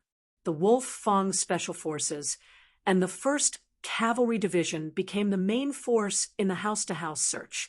Finally, the two tigers met and launched a joint operation. Coincidentally, Tianhu and Taihu had met at the entrance of the Li family's courtyard. This place was very close to the street, and it was also a big house with many rooms. It would be very easy to hide a person here. When the two tigers appeared at the entrance of the Li residence with several subordinates, the two nodded in greeting. One was an infantryman, while the other was a cavalry. One was a regular combat unit, while the other was on a special mission. This made it very difficult for both sides to work together. But now they actually bumped into each other. It must be said that it was a kind of fate. Captain Tai, after you. Teacher Tian is too polite. This is Li Minheo's residence, right? You should go first. After a round of politeness, it was Tian who raised his arm and knocked on the door. After all, everyone knew that he and Li Minheo's daughter seemed to get along very well. After all, they would be family in the future. Things like knocking on the door, he could do it. If someone else did it, it would be equivalent to not giving Tian who face. Tai, who was a very good person, so he gave up the opportunity. after a round of knocking, the door of the Li residence opened. As the master of the house, Li Minheo came out with a group of servants. Teacher Tian. Li Minheo didn't know what was going on outside, but with the idea that it was better to avoid unnecessary trouble, he stayed in the house and prohibited others from entering or leaving. When he suddenly heard someone knocking on the door, he was a little unhappy. He thought that someone was targeting the Li family, but when he opened the door and saw that the leader was Tian, who, the anger on his face suddenly disappeared and was replaced by a smile. "Oh, I didn't know that Teacher Tian would come. Sorry for not coming out to meet you." Li Minheo was very polite. He spoke very fluent Chinese.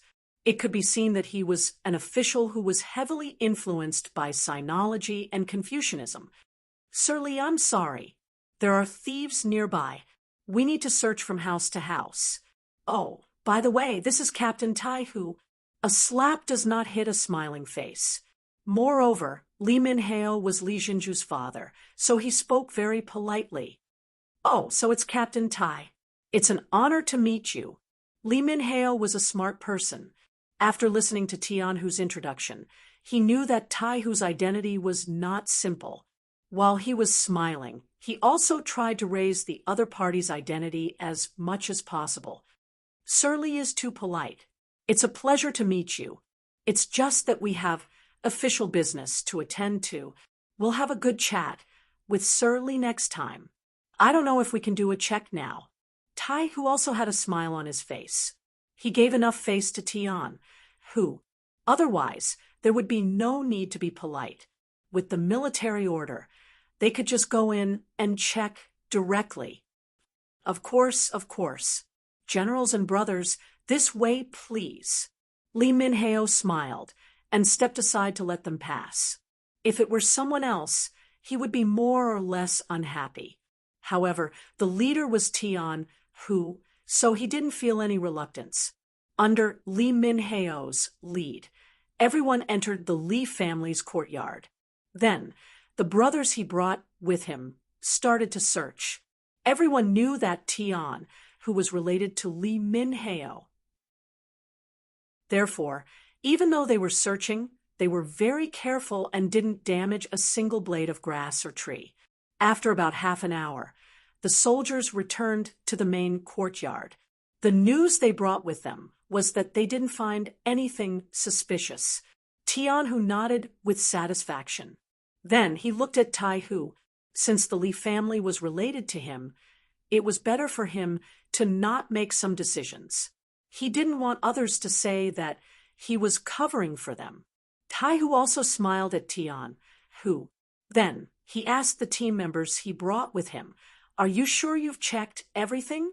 There's no problem?" "Yes, there's no problem. Only Miss Li Jinju's courtyard is left unchecked," the team members reported. Then, their faces showed some embarrassment. In the eyes of the soldiers, there was no difference between men and women. Since they were searching, of course, they couldn't let go of any place. However, who was Li Jinju? After everything was done, she would become Division Commander Tian, whose concubine. How could such a woman be treated the same? Therefore, no one broke into her courtyard, and no one dared to check it. Taihu looked at Tian, who with an embarrassed expression. "Division Commander Tian, what do you think about this?" "It's okay. I'll go with Master Li to take a look." Tian, who naturally understood that this was Iron Tiger giving him face. He immediately accepted the mission, and then looked at Li Minheo, who was beside him. Li Jinju was still a member of the Li family. It wasn't appropriate for him to meet her in private. "Oh, no problem. I'll accompany Division Commander Tian to take a look at my daughter. It just so happens that she's not in a good mood recently. I'll have to trouble Division Commander Tian to comfort her." Li Minheo keenly felt that this was an opportunity. How could he let go of an opportunity to get together with his daughter and Tian? "Thank you." Tian, who expressed his gratitude to Li Min-heo. Then he looked at Tai Hu and said, "Captain Tai, why don't we go together? I'll introduce Miss Li to you." Tian, who didn't want to mix public and private matters. If it turned out that the fugitive was in Li Jinju's room, and he didn't see it, then he wouldn't be able to explain himself even if he had 100 mouths. Although the possibility of this happening was less than 1 in 10,000, it was better to avoid trouble. Originally, Tai Hu didn't want to go in and take a look. There were still many places to check. However, if he rejected Tian Hu's invitation, it would seem that he wasn't open and above board. Therefore, after thinking for a while, he nodded. "Okay, since that's the case, I'll go and see Miss Li. It'll be considered as a greeting." It was a great honor to have the dignified commander of the Cold Vanguard Special Forces greet someone. Without a doubt, this machine was for Tian Hu. It was also a way to express goodwill. "Okay, let's go together." Li Min-heo still had a smile on his face. Although he didn't want Division Commander Tai to accompany him, since everyone had the same idea, he naturally couldn't object. Thus, the three of them strode toward Li Jinju's small courtyard. This time, they didn't bring anyone else. 1 or 2 people were enough to check. In the small courtyard, when the sound of footsteps came from outside the door, Guo Xincheng, who was resting with his eyes closed, opened his eyes. Then he looked at Li Jinju, who was still trembling with fear, and gestured at the dagger in his hand. Li Jinju's entire body tensed up. Her face revealed a shocked expression as she nodded lightly. She believed that if she didn't do as this person said, the dagger that scared her would stab her body at any time. The footsteps outside the door were getting closer and closer. Li Min-heo's voice could also be heard clearly. "Division Commander Tian, Division Commander Tai, this is my daughter's boudoir. Hee, I don't know why the door is closed in the middle of the day. The weather isn't too cold right now." Seeing that the small courtyard's door was closed, Li Min-heo smiled awkwardly and prepared to continue forward. "Wait." Tai Hu, who was beside him, promptly stopped Li Min-heo and asked, "Sir Li, you said that Miss Li's door is usually open during the day." "Oh, it's October now. The weather in the morning and afternoon is still very warm. Usually it's open except for cloudy and rainy days," Li Min-heo instinctively explained. After saying this, he seemed to have suddenly thought of something. His whole body couldn't help but tremble. Then his body went limp and was about to fall to the ground. Chapter 948. Fortunately, Tian Hu reacted quickly and reached out to steady him. Then he gently shook his head. "Captain Tai is just suspicious. Perhaps there is no problem." "Good. It's best if there is no problem." Li Min-heo quickly returned to normal. After all, he had led soldiers before and had some courage. However, it was because this matter involved his daughter.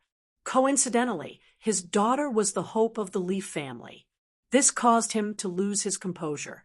At this time, Tian Hu had already turned his head and looked at Tai Hu. "Captain Tai, are you sure there is a problem here?" "I'm not sure, but we have to guard against abnormalities. How about this? We will stand on the left and right of the door and wait for official Li to open the door. Then we will rush in. However, I don't know if Teacher Tian will have any problems with this kind of close combat." At this time, Tai Hu had no time to call his team members outside. If he left now, and the person he was looking for was really in the room, he would definitely be alerted. Therefore, the next step would depend on him and Tian Hu. "I have no problem with close combat." Tian Hu nodded. He was not originally a cavalryman. He only learned it later, so close combat was not a problem for him. "Good, then we will need official Li's cooperation.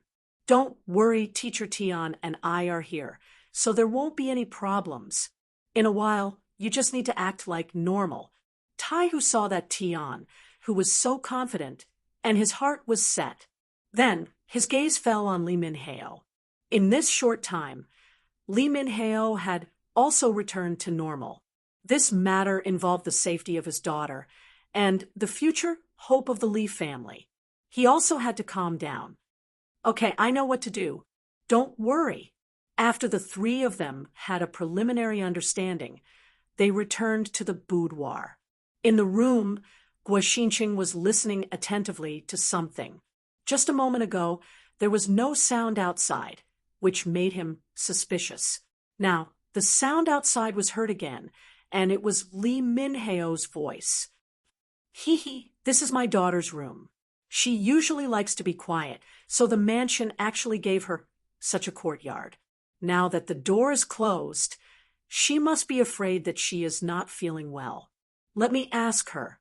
In his words, Li Minhao had already revealed his identity. Guo Xinqing, who was in the room, did not doubt him. Instead, he looked at Li Jinju, who could not stop her nervousness, and said, "It should be your father. Tell her that she is sick and has already laid down. When she gets better, she will go and pay her respects." Yes, Li Jinju didn't dare to question him, so she nodded in response. Then she raised her head, suppressed her fear, and said aloud, "Father, your daughter is unwell and has already fallen asleep. How about this? When I'm better, I'll pay my respects to you." "Oh, where's my daughter feeling unwell? She was fine when we had breakfast this morning." The voice outside the door was getting closer and closer. Then, before Guo Xinqing could teach Li Jinju what to say, the door had been pushed open from the outside, and a ray of sunlight naturally shone in. It was also at this time that the door suddenly opened, and two figures flew in from the left and right. One of them fell in front of Guo Xinqing, who was holding a dagger. The sudden change caught Guo Xinqing off guard.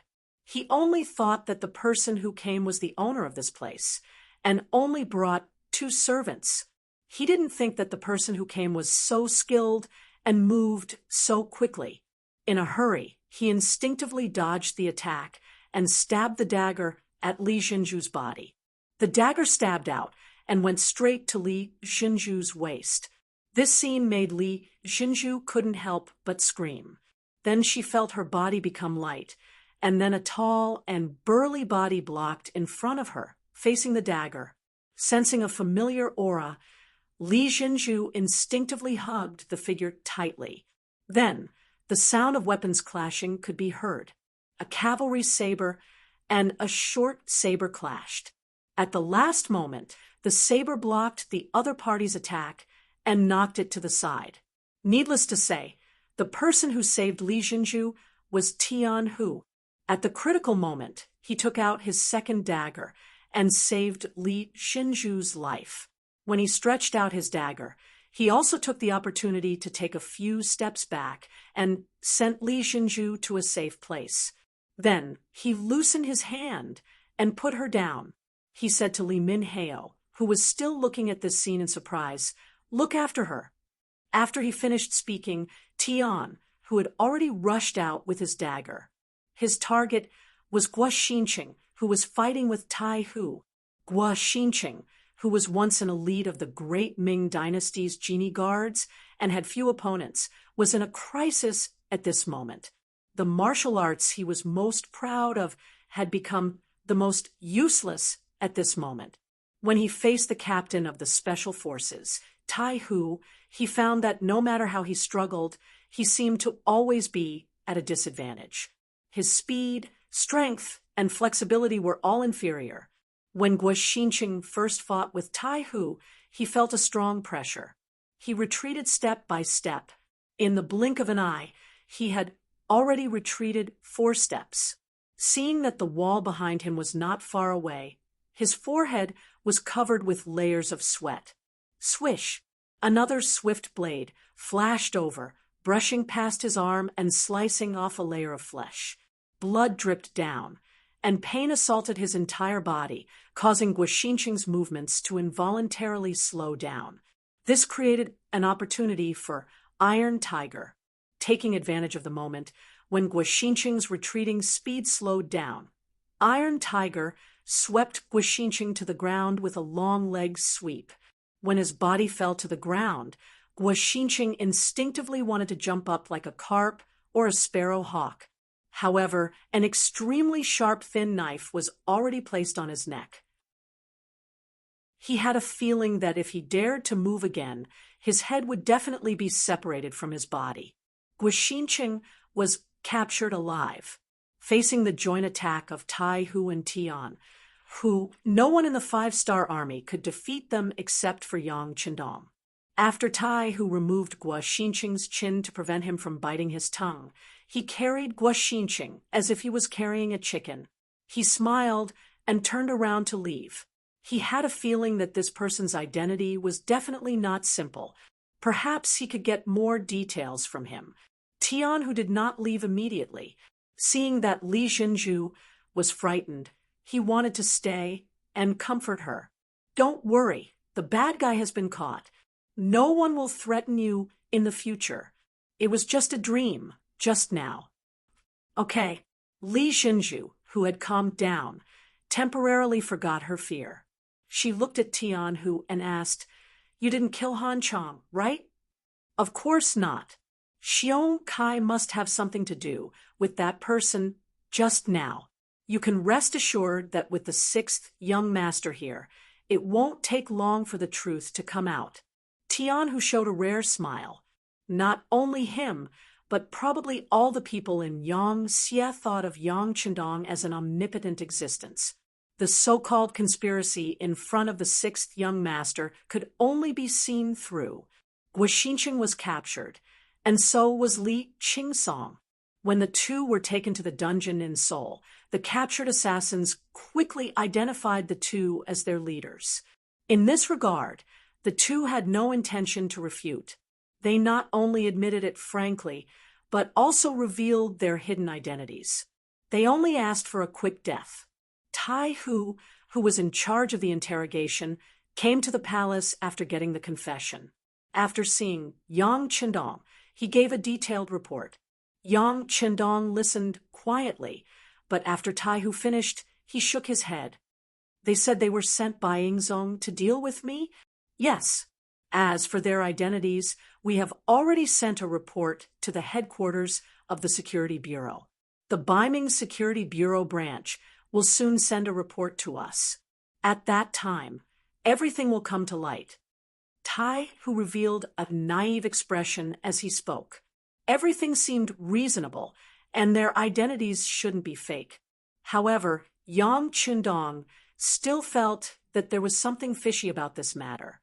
Ever since he was almost assassinated in Beiming's capital, he ordered the southern Ming merchants to adjust the price of goods. Because of this matter, all of the southern Ming merchants were very dissatisfied. Of course, they didn't dare to do anything to Yang Qindong, the god of wealth. Therefore, they quickly targeted the southern Ming imperial court. Because of this matter, the southern Ming Empire had already sent people several times to express goodwill and apologize. They expressed that the previous matter was a misunderstanding and hoped to have a good talk with the 5-star army. After all, Yang Qindong was still the great Ming Empire's loyal duke, so he couldn't be considered an outsider. However, Yang Qindong didn't have any intention of forgiving them. Under such circumstances, how could the southern Ming Empire still send people to deal with him? Even if they wanted to deal with him, they should have found an opportunity to kill him in one blow. Even if they succeeded, they would only anger him. What good would that do for the southern Ming Empire? He couldn't figure it out. Yang Qindong had a feeling that there must be a secret behind this unrewarding matter. Looking at Tai Hu, Yang Qindong said in a gentle tone, "Captain Tai, you must have worked hard. How about this? Let's leave the interrogation of Guoxinqing and Li Qingsong to Beta Persei. 6th young master, you don't trust us?" Tai Hu frowned, and there was a hint of urgency in his voice. "It's not that I don't trust you. It's just that I have some thoughts. I always thought that things wouldn't be so simple. How about this? Let's continue the interrogation. You guys will be the assistants, and Beta Persei will be the leader. You guys should also learn from his methods." Yang Chendong didn't want to dampen the enthusiasm of Tai Hu and the others, so he said this. I say, old Tai, you guys are very good at carrying out special missions. However, when it comes to interrogations, you guys are still too inexperienced. Ha ha, let me teach you guys this time. Second Yang, who was standing beside them, said casually. He had learned a lot about interrogation skills from Yang Chendong. Now that he had the chance to show them, he was naturally proud. Beta Persei, who had received the order, went to the dungeon and called Guo Xinqing and Li Qingsong together. "Listen, you two, you didn't tell the truth before, so give us a chance now. Otherwise, I'm afraid you'll be begging me to tell you." There was no torture, only persuasion. Tai Hu and the others, who were ready to learn, widened their eyes. If the other party could answer the questions just by talking nicely, wouldn't that be too ridiculous? Chapter 949. Fortunately, Guo Xinqing and Li Qingsong did not have the slightest intention of changing their words in the face of the grinning Beta Persei. They still insisted that they were members of the southern Ming dynasty's brocade guard, and that they had already said what they needed to say. If they did not believe it, they could check it out. "Well, you're refusing a toast only to be forced to drink a forfeit. Hee. Come on, bring them to 2 separate rooms. I want to see how hard their bones are." The smile on Beta Persei's face began to fade, and his voice became much colder. The 2 men were turned on and off separately. Beta Persei still had no intention of torturing them. He just asked people to keep an eye on the 2 men at all times, and then he kept hitting the gong to give them the greatest auditory stimulation. He also instructed that the gong should not stop until the other party was ready to speak again. Every quarter of an hour, a different person would strike the bell. Such a simple arrangement fell into Tai Hu's eyes. He asked with a puzzled expression, "Is that all? You'll know if it works or not when you try it." Beta Persei laughed and turned to leave. It seemed that torture was not necessary, but this kind of visual stimulation was fatal. Perhaps the 2 men could bear it for a short period of time, but after a long time, they would not even be able to sleep. It would not take long for them to have a psychological breakdown. When that time came, they would not dare to lie. The case of Han Chang's murder was closed. The matter was done by the southern Ming dynasty. Guo Xinqing, Li Qingsong, and the others' complaints were posted at the entrance of the North Korean provincial government. As the provincial governor, Zhang Yi, in order to appease Han Chang's father, Han Zhao, he specially hired him to work in the new government and gave him a certain amount of power. Politics was not about fighting and killing. The beauty of politics was in compromise. Han Zhao was arranged to work in the new government. This was a signal that the 5-star army would not exclude the local forces of North Korea. As long as they made contributions, they would receive corresponding rewards. With this move, in addition to Yeshin's hiring of more than a dozen North Korean officials, stabilizing food prices, redistributing land, allowing more people to have their own land, opening trade routes, preparing to build factories, starting to recruit workers, and a series of other policies, the situation in North Korea became stable again. At this moment, Wan Xiaoyu stood up again and added fuel to the fire. She took out more than 40 marriage applications and completed the initial marriage of the 5-star army officers, cadres, and the local forces of North Korea. With each marriage, the situation became more stable. In the palace, after Governor Zhang Yi reported his work, he listened to Yang Chendong's instructions. "Governor Zhang, distributing land and opening trade routes are only one aspect of it. You have to find the most suitable path according to your own characteristics. For example, North Korea is surrounded by the sea on 3 sides. This is a major characteristic.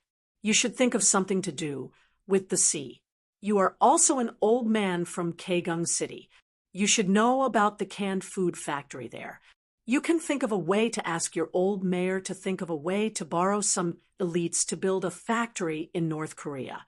As long as you have your own factory, there will be a way to sell your products. That is the same as having the freshest bloodline. Only then will you be able to ensure that North Korea's finances will not be affected. This way, you will be able to calm the people and create enough wealth to do what you want to do. Yes, yes. 6th young master is right. This official will immediately contact the mayor and ask him to support us no matter what. Zhang Yi nodded repeatedly. His eyes were filled with excitement and excitement. And the canned fish factory can be built. With the technology and the products are up to standard, you can consider promoting it to other places to sell. I believe that the brother provinces will support you. However, you must remember that you must not fish in a pond. You must have a plan and targeted development for the sea.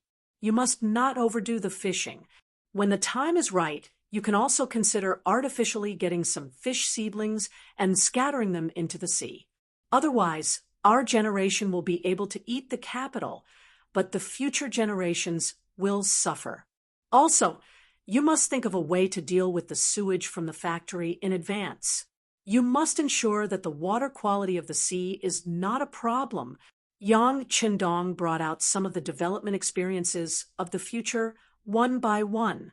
There was no such thing as industrial pollution in the current world, but if it was not protected, it was only a matter of time before the destruction of nature occurred. Since he could make the decision, of course, he had to shake off some of the defensive measures in advance. Zhang Yi's small notebook was full of things. After learning from the experience, he left with satisfaction. Beta Persei entered the hall and reported, "Young Master, Taihu is here. Please." Yang Qindong took a sip of tea. It had been 6 days since Guoxincheng and Li Qingsong were arrested.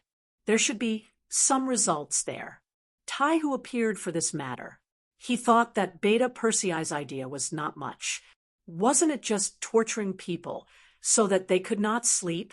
In the past, when they were completing missions, there were times when they could not sleep for 2 days, so they did not think much of it. However, they did not expect that while they could endure it for 2 or 3 days, 5 or 6 days was not something that ordinary people could endure. On the 6th day, Guoxincheng and Li Qingsong, who had lost a lot of weight from the torture, spoke separately. They weren't afraid of death, but this feeling of being neither alive nor dead was too unbearable. Rather than forcing themselves to endure, they might as well tell him everything. Even if they were to die, they could still ask for a quick release, right? Taihu wrote a new confession and gave it to Beta Persei. Beta Persei sent it to the dragon table in front of Yang Qindong. Yang Qindong looked at the two people's new confessions. They all pointed to Prince Nanming Zhu Huituan. They said that the two people had been bribed by Prince Nanming. This time, they took action to frame the Southern Ming Imperial Court. Compared to the previous confessions, this result was much more reasonable. Taihu's heart was finally at ease. The matter was finally done. His mission was completed successfully. He did not let down the 6th young master's expectations. This monarch Nanming really has a good plan. Yang Qindong chuckled, then put away the confession. Then he looked at Taihu and asked, "Tell me, what do you think after receiving this confession?" This was clearly a test. It was also a chance for him to perform. After being stunned for a moment, Taihu's mind spun quickly. After about 5 or 6 breaths, he finally raised his head. 6th young master, this subordinate thinks that Prince Nanming is not enough to be feared. We don't need to take any revenge. Oh, Tell me about it. Yang Chendong asked with interest. After receiving encouragement, Taihu's face flushed red. He continued, Sixth young master, Prince Naming's current situation is not good. He is being besieged by the southern Ming imperial court and Prince Shiping from both sides. He is already at a disadvantage. If this continues, it is only a matter of time before he is destroyed. It doesn't matter whether we intervene or not. Moreover, you said that now is the time to consolidate the fruits of victory. It is not the right time to be enemies with the great Ming Empire. Since that is the case, it is better to use this opportunity to develop our own strength. Isn't it better to sit back and watch the tigers fight? Good. Taihu, you are looking at things from the perspective of the big picture. Not bad. You already have the ability to take charge of one side. Very good. Yang Chendong laughed. He was very satisfied with Taihu's answer. Taihu, who was praised, smiled. He was also in a very good mood. Next, something that made him even happier was yet to come. Taihu, the current scale of the Special Forces is still a little too small. The role they can play on the battlefield is also very limited. I think it is time to expand the army. Let's make a regiment with 5 battalions and 2,000 soldiers. As for your rank, you should also be promoted. Let's make you a senior colonel. What do you think? Are you confident? Most regimental commanders were usually given the rank of colonel. Some junior regimental commanders were even given the rank of lieutenant colonel. But now that Yang Chendong allowed him to be given the rank of senior colonel, it was obvious that he was being promoted. It also meant that his status had been promoted. In the future, when he faced some of the teachers, he would be able to speak with his chest out. Yes, Taihu replied excitedly. Thank you, Sixth Young Master. Please rest assured, Sixth Young Master, the Special Forces will not let you down. Good. Remember, now that we have the scale, we also need to increase our combat power. Write a report on how much money you need. I, Young Master, will personally approve it. Taihu left excitedly. Yang Chendong, who was left behind, was not very excited. The expansion of the Special Forces, the Ghost Sniper Team, and the Eagle Brigade was originally part of his plan. In the past, his strength was limited, so he couldn't invest too much in these Special Forces. But now it was different. The entire army of the Yang faction added up to about 200,000 to 300,000 people. According to the ratio, these special military forces would need to be expanded. The main hall was silent. Yang Chendong was writing something on the table. It was about the matters after the incident between Guo Xinqing and Li Qingsong. According to Yang Chendong, he was almost schemed against, so he had to give an explanation. Although it was as Taihu said, he didn't have the intention to send out troops. But he was not allowed to complain about it. Therefore, Yang Chendong personally wrote a letter to the Emperor of Southern Ming, Zhu Qizhen. The general content was that the Imperial Secret Service under your command tried to assassinate me. After the matter was exposed, they were arrested. Although they said that they were sent by you, I didn't believe it. After interrogation, it was proven that they were Imperial Secret Service members who were bribed by King Nanming. This was clearly King Nanming's plan to kill 2 birds with 1 stone. In the end, it was proven that I had almost wronged the emperor. Let's talk things out and let bygones be bygones. It could be said that most of the contents of the letter indicated one thing. The Duke of Loyal and Daring believed that Ing Zong would not harm him. They were still good friends. However, these were just pleasantries. The most important thing was that Yang Chendong wrote that Ing Zong reclaiming the southwest was part of his duty. As an outsider, he couldn't interfere. Therefore, the southern Ming could only take revenge themselves. As for what he could do, Since he couldn't send out troops, he could only provide food. However, food didn't come from the wind. It was the hard work of the people of Vietnam and Laos. However, in order to support Ingzong in reclaiming the southern Ming and defeating King Nanming, they were willing to sell a portion of the food. As for the specific price, he could discuss it with the officials of the two provinces. Chapter 950. In the end, the key point of this letter was to sell grain. After Laos and Vietnam became Yang Xie's territory, the land was redistributed to the people. Because of the loans provided by Yang Xie's bank, many people had their own fields and cattle.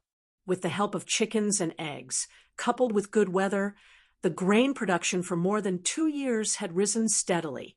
Now, not only were some granaries full of grain, but the second season's harvest was also about to arrive. The governor of Laos province, Luan Shaochen, and the governor of Vietnam province, Songja, sent a telegram to ask if they could sell some of the excess grain in exchange for money, and at the same time stimulate the enthusiasm of the people to farm. Previously, King Nanming's forces and the Southern Ming imperial court had sent people to contact the two provinces, mainly to discuss the issue of buying grain. Unlike Yang Xie, these two forces were vigorously sending out military equipment. In addition, no one knew when the war would start. Even if there were grain fields, no one was willing to plant them. Over time, the grain problem began to give them a headache. After knowing that Yang Xie's provinces had grain, they wanted to buy some back in case of a rainy day. However, Yang Qindong did not agree at that time. After all, the grain from these two provinces was used to supply the grasslands. But now, North Korea had become Yang Xie's territory. It was also a large agricultural country. With the geographical advantage, they could buy grain from the grasslands in the future. This reduced the pressure on Vietnam and Laos, and the matter of selling grain finally slowed down. After the letter was finished, Yang Qindong personally sealed it after checking it. Then, he called Beta Persei and asked someone to send the letter to Emperor Ingzong. Only then did Yang Qindong let out a long sigh. At the same time, he leaned back on the throne and narrowed his eyes. In the eyes of others, he was preparing to sell grain because he had a lot of grain. However, only he knew that he had a deeper and bigger plan, which was to strengthen the trust of the Southern Ming Empire. In order to meet this requirement, Yang Qindong was not prepared to sell grain at a high price. As long as the people and the government could make money, they would be satisfied. Looking at the Southern Ming Empire, once they realized that the amount of money used to buy grain was not high, and it was even more cost-effective than if they planted their own grain, they would naturally reduce the amount of grain they planted. Like this, if there was a day when he and the Southern Ming Empire turned the tables, he would only need to cut off the grain export chess piece to throw the Southern Ming Empire into chaos, and the opportunity would naturally present itself. Great Ming, although I admire your backbone and courage, but the weak are prey to the strong. Facts have already proven that you are heading towards decline. Since this is the case, for the sake of the Han people, I will replace you. Yang Qindong muttered in his heart as he slowly closed his eyes and breathed evenly. In the 10th month of 1454 AD, Korea became another province under Yang Xie's control. This vassal state of the Great Ming dynasty no longer needed to look up to the Great Ming dynasty. Regarding this, there were many different voices in Bai Ming's court, and there were many curses. While Daizong and Zhu Qiu were having a headache, Yang Qindong helped them in their hour of need. At the price of 120 taels of silver per warhorse, he loaned 50,000 warhorses to Bai Ming, which was 6 million taels of silver. Adding on the 5 million taels of silver that he had previously loaned them, the total was 11 million taels of silver. As the saying goes, money is king. After these 50,000 warhorses were sent from Shur City to Tala City, The different voices in Baiming's court quickly disappeared. With these war horses, Baiming finally made a decision. After the new year, they would send troops to the grasslands and eliminate the threat of the Wara in the west. Although there were still 3 months because they were using too many troops and because this was the first time Baiming's Daizong, Zhu Qiyu, had taken the initiative to go to war, the momentum was great and the preparation time was naturally very long. According to the information sent by the intelligence department in Baiming's capital, this time Baiming would attack the Wara from 2 different directions. The First Legion was led by Yang Hong with a total of 200,000 troops, of which 50,000 cavalry and 150,000 infantry, including 10,000 firearms units and 100 cannons, heading towards the Hetao region from Datong Prefecture. The Second Regiment was led by the Xian Mansion's chief soldier Shi Wanshan, with a total of 200,000 troops, of which 50,000 were cavalry and 150,000 infantry, including 10,000 firearms and 100 cannons, advancing from Sambar to Jingzhou in the Shaojing region. After the Tumu Castle incident, the great Ming dynasty was divided into north and south. Baiming and southern Ming finally revealed their fangs, each looking for their own goal, and started to prove their existence and realize their so-called great ambitions. At the beginning of December 1454 AD, Lung Feng and Wu Sheng, who had lost contact for 2 years, finally sent back news. The political commissar of the 3 divisions, Chun Bo, personally returned to the grasslands Shiqing. When the news reached the ears of Yang Qindong, who was still helping Zhang Yi stabilize the situation in North Korea, Yang Qindong, who was originally planning to return to Chichuan City to celebrate the New Year, had no choice but to change his itinerary. Following Yang Qindong was the 1st Cavalry Division, as well as the 6th wife, Luan Xiaoyu. It was worth mentioning that Luan Xiaoyu was finally eaten by Yang Qindong. In the North Korean palace, only Luan Xiaoyu accompanied him, and they met every day. Finally, one night, when Luan Xiaoyu boldly went into Yang Qindong's bed and said that she would be 18 in a month, Yang Qindong finally couldn't hold it in anymore and ate her clean. At this point, she finally became the 6th wife. Before Yang Qindong left, he promoted some officials through his performance in the past 2 months. Among them, Li Jinju's father, Lee Min-ho, was promoted to a general of North Korea and was allowed to establish a 30,000-man North Korean provincial self-defense force. Usually, they were mainly responsible for the security of the province, and if they encountered foreign enemies, they were temporarily used to stop the enemy.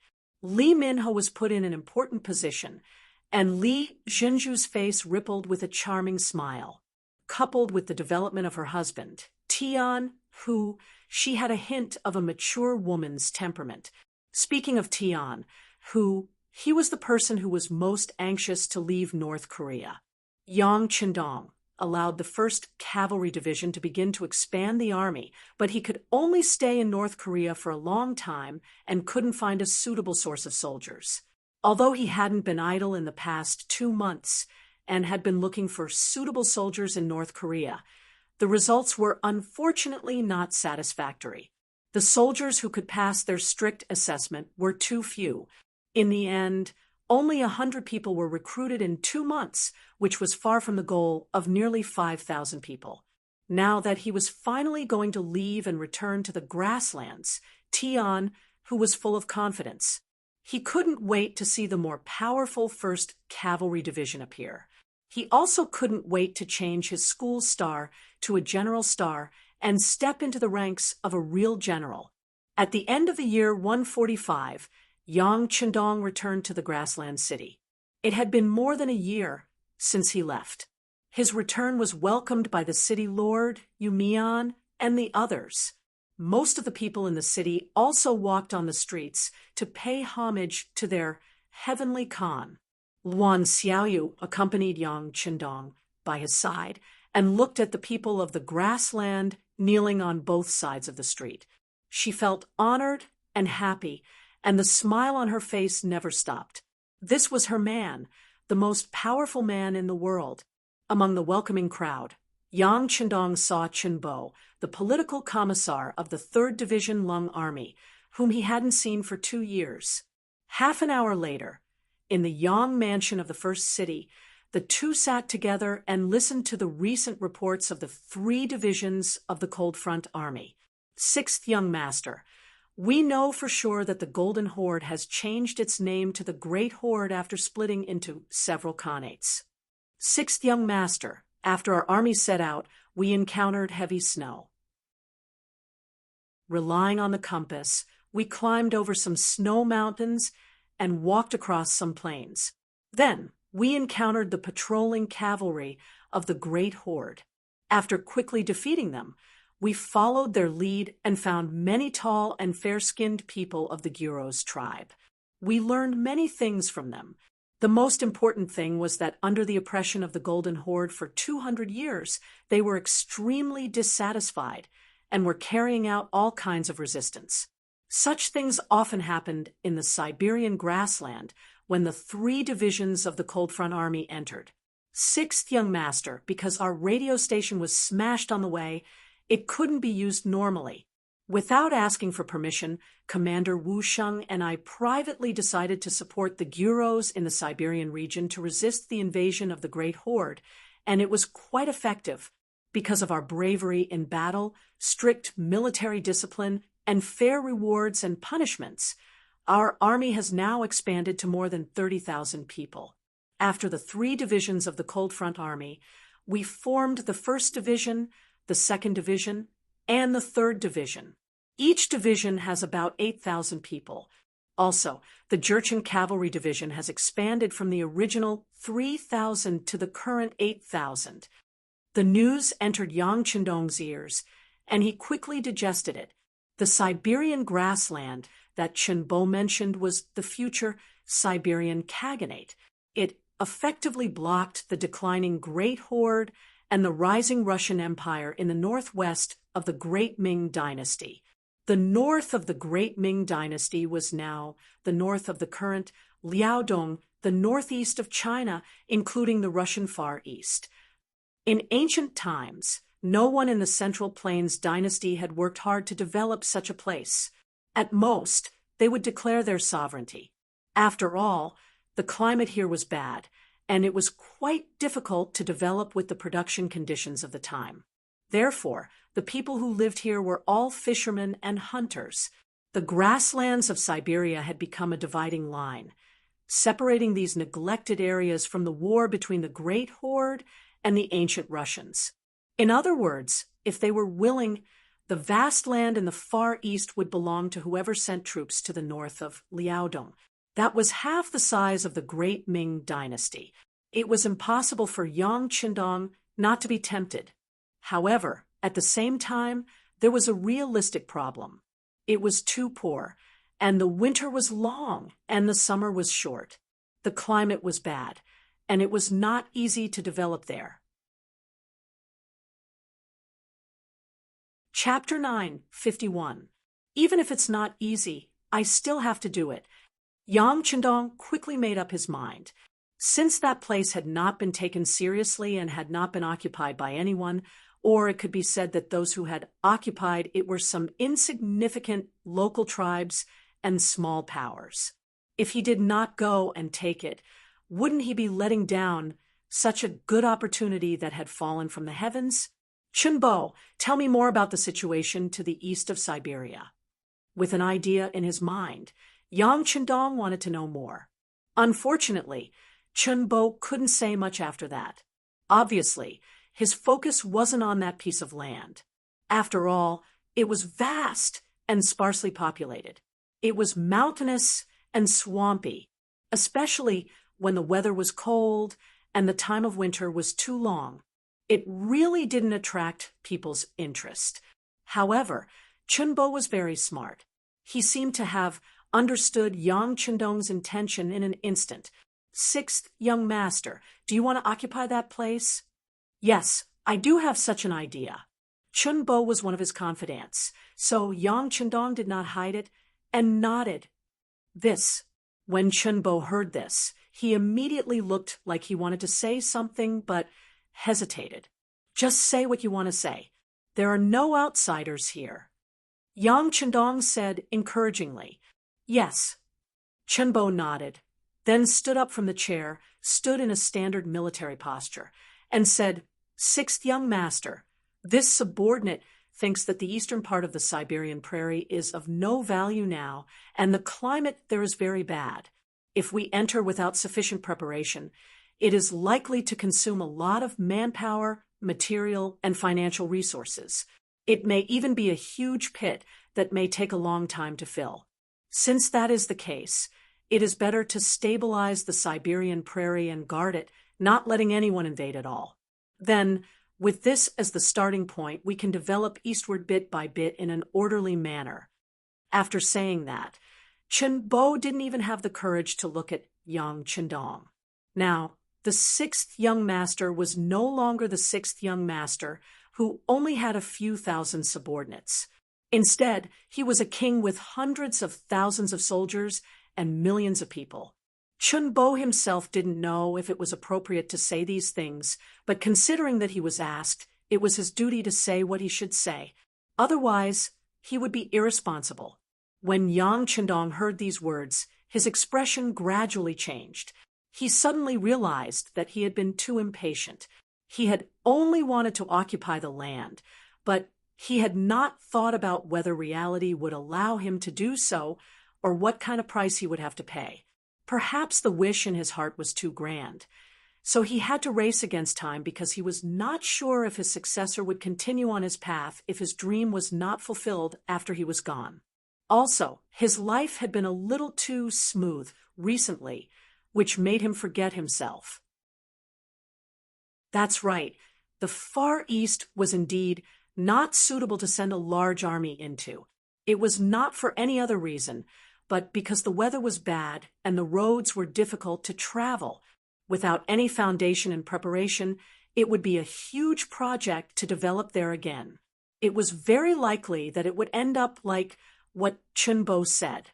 In the end, it would take a lot of manpower, financial, and material resources, and the final result would be far less than the cost. I was too impatient. Chun Bo, thank you for your reminder. Yang Chendong, who had come back to his senses, very rationally gave up on the idea of migrating to the Far East. Chun Bo originally thought that his bluntness would make the sixth young master unhappy. If that was the case, his future path would be equivalent to reaching the end. However, he did not expect that not only was Yang Chendong not angry, but he even took the initiative to apologize to him. For a moment, he was shocked. He quickly waved his hand and said, "Sixth young master, don't scare me. I'm a coward." "Haha, you're a coward? There aren't many people like you who dare to speak so bluntly in front of me. However, I like it. If you have a problem, you should raise it. If you have doubts, you should speak up. Otherwise, everyone will make mistakes. The higher the position, the more mistakes you will make. In this regard, you've done very well." Yang Chendong laughed. It was the kind of laughter that came from the bottom of his heart. Chun Bo immediately laughed. Then he brought up a topic that interested Yang Chendong.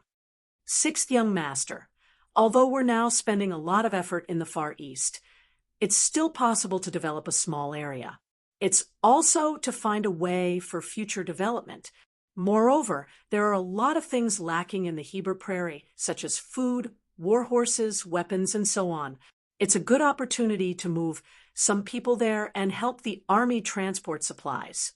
Isn't it killing two birds with one stone?" Chun Bo said these words with the intention of fawning on them. After all, it wasn't good to directly reject Yang Chendong's overall plan. Now, he supported sending a small number of people there, which was a sign of goodwill. At least, it proved that Yang Chendong's decision was in the right direction. "Ha! You actually know how to play tricks." Yang Chendong stretched out his hand and pointed at Chun Bo, asking him to sit down again.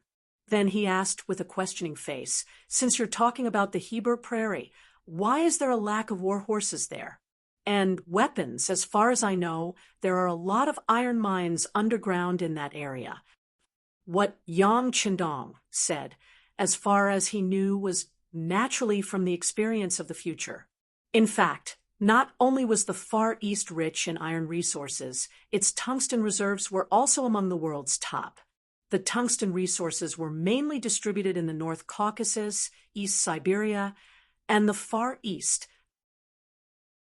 The discovered mineral deposits were basically primary comprehensive ores, accompanied by molybdenum, copper, and so on. Yang Qindong really didn't understand why there was a lack of weapons in such a place. Soon, Chun Bo had an answer to these questions.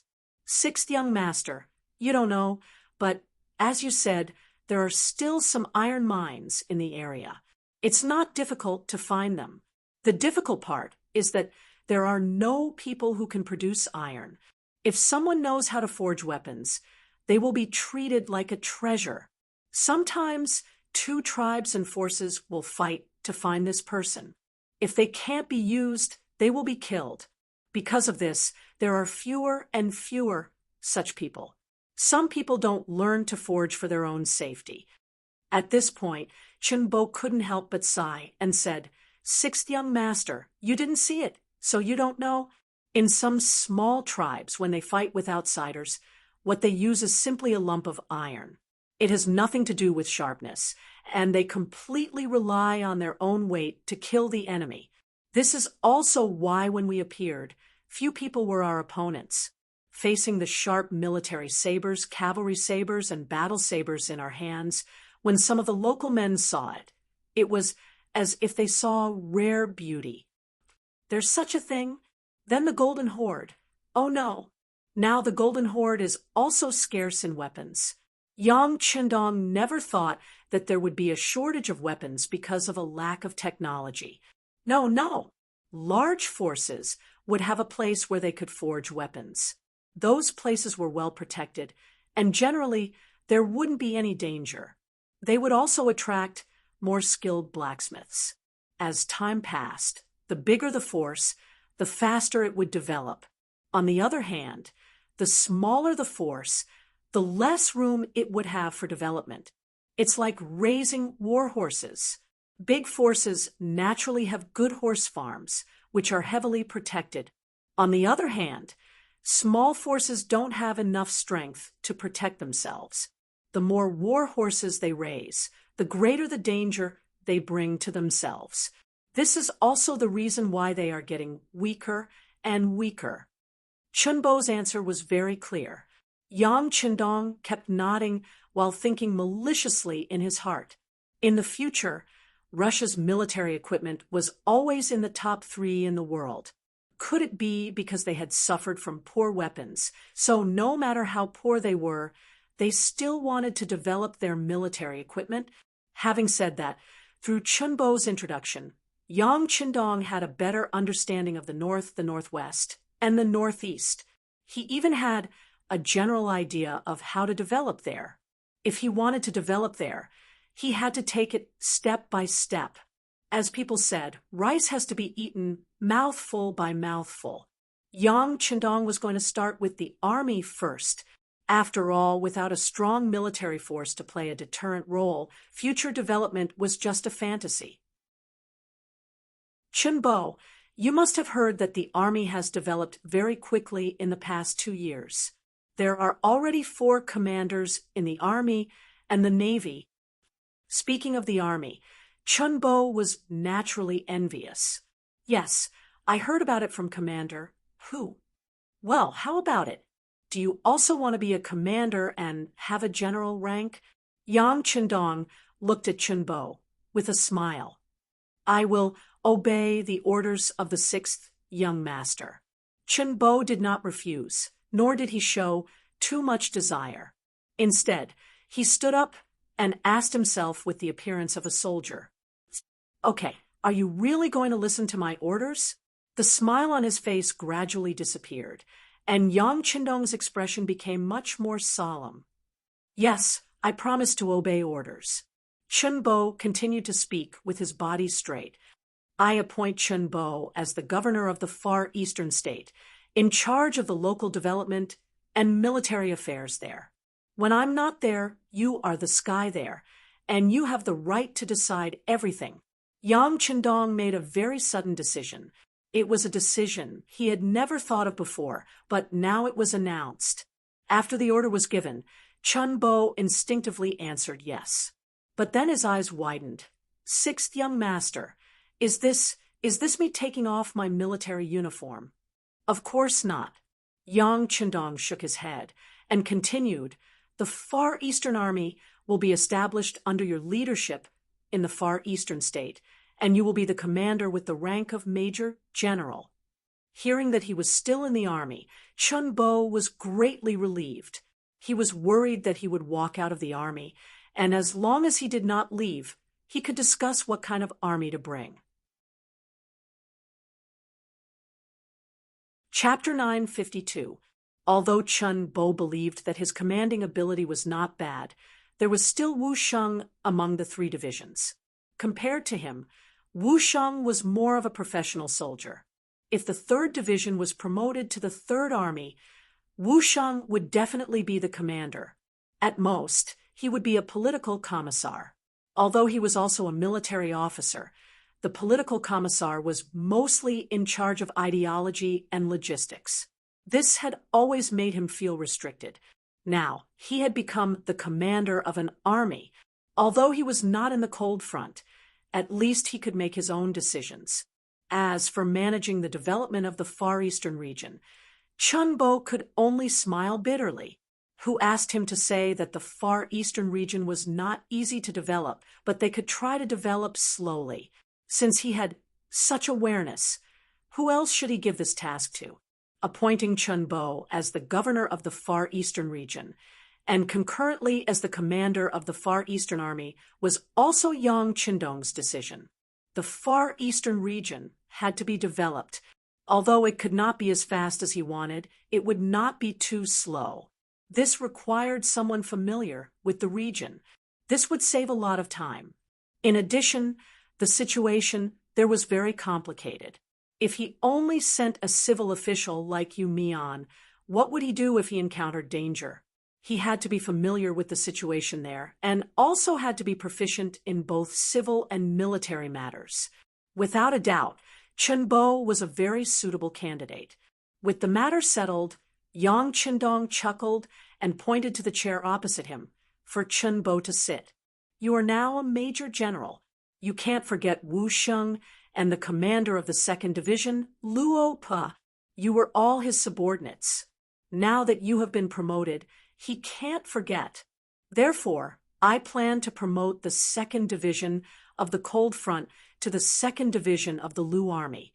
The commander of the 2nd, 6th, and 7th Divisions, Luo Pu, will be promoted to Major General. The 3rd Division will be promoted to the 3rd Division of the Lu Army, and the commander of the 3rd Division, Wu Sheng, will be promoted to Major General.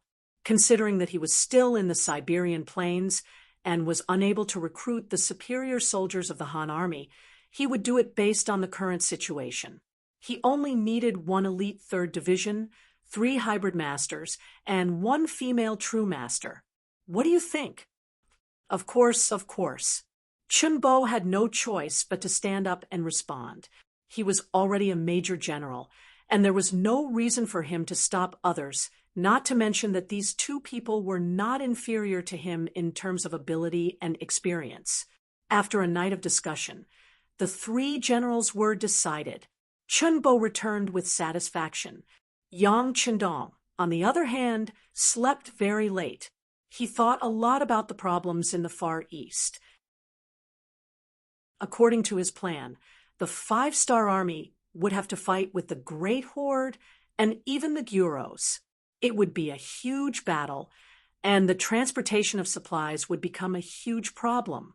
Without a strong backer, if he fought alone, he might not even be able to display a third of his usual strength. Thus, the establishment of the Far Eastern region was imperative. However, how to transport provisions and supplies from the first city to the Far East was still a huge problem. The closest ones were more than 1,000 miles away, and the farthest ones were more than 3,000 miles away. If they relied on people and horses to carry them, how long would it take to complete the transportation of provisions? As the saying goes, before the troops and horses move, the provisions must move first. If this problem was not solved, then no matter what, they could not expect to fight a big battle or win a battle there. All kinds of images flashed through his mind. If he had a train, then the distance of 1,000 to 3,000 miles would not be a problem. However, the problem was that although there were many things in the warehouse, there was still nothing like a train. Should he use a car? There were some in the warehouse, but the number was limited.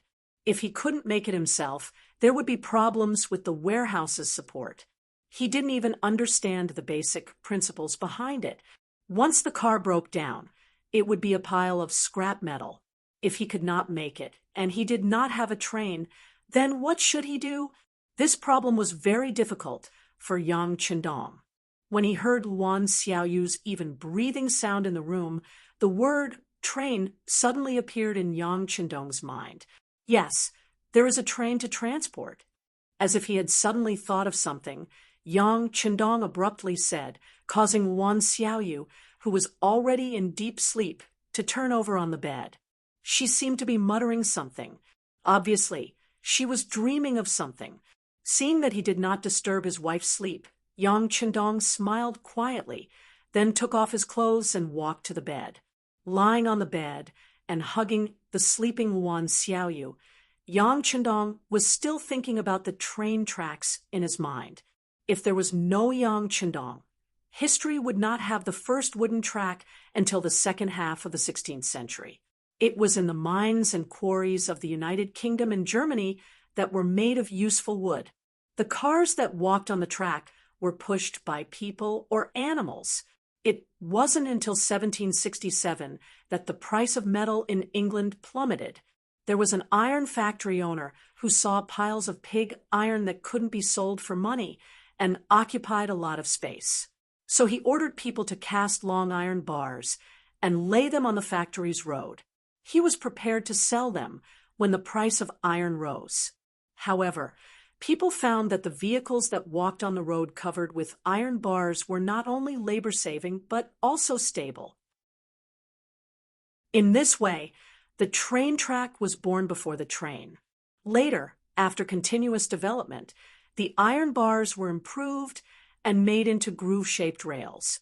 Later, the bottom of the rail was widened, forming an I shape like Chinese characters. This shape of the track was stable and reliable and had been used to this day. In this life, because of the sudden appearance of Yang Qindong, the train track also appeared more than 200 years earlier. There was a train track in Qiqian City that was built according to Yang Qindong's idea, which was used to transport goods. It was only because later on Ryukyu Island began to build cement roads on a large area that the train track was stopped and unused. However, it turned out that the technology had matured. If a rail channel could be built from the first city to the Siberian prairie, wouldn't it be much easier to transport goods? One had to know that there was no shortage of iron ore in the Far East. As long as enough people were sent to mine, there would be enough skilled workers to build the tracks and lay them step by step from the Far East to the first city. At that time, some rail cars could be built on the tracks. It would be much more convenient and fast whether it was pulled by people or pushed by people. This was a bold idea, but also a feasible one. When there was no shortage of people and iron, Yang Qindong firmly believed that this matter could be done well. He even saw the railway line that stretched for thousands of miles, saw a steady flow of goods moving back and forth, and saw the spectacular scene of the 5-Star Army's flag being inserted in every corner of the world. Early the next morning, Yang Qindong arranged for Beta Persei to send a telegram to Qiqian City, asking for the people who had followed him to build the tracks and the mold machines that had been made before to be transported to the first city. He had great use for them. There was a strict order in the telegram that the relevant technical talents were not allowed to be intercepted in Chichen City. Those who were named had to be released. Otherwise, once they were found out, they would be held accountable. This was a rather harsh telegram, and there was nothing they could do about it. After several years of development in Crimson City, there were indeed many talents.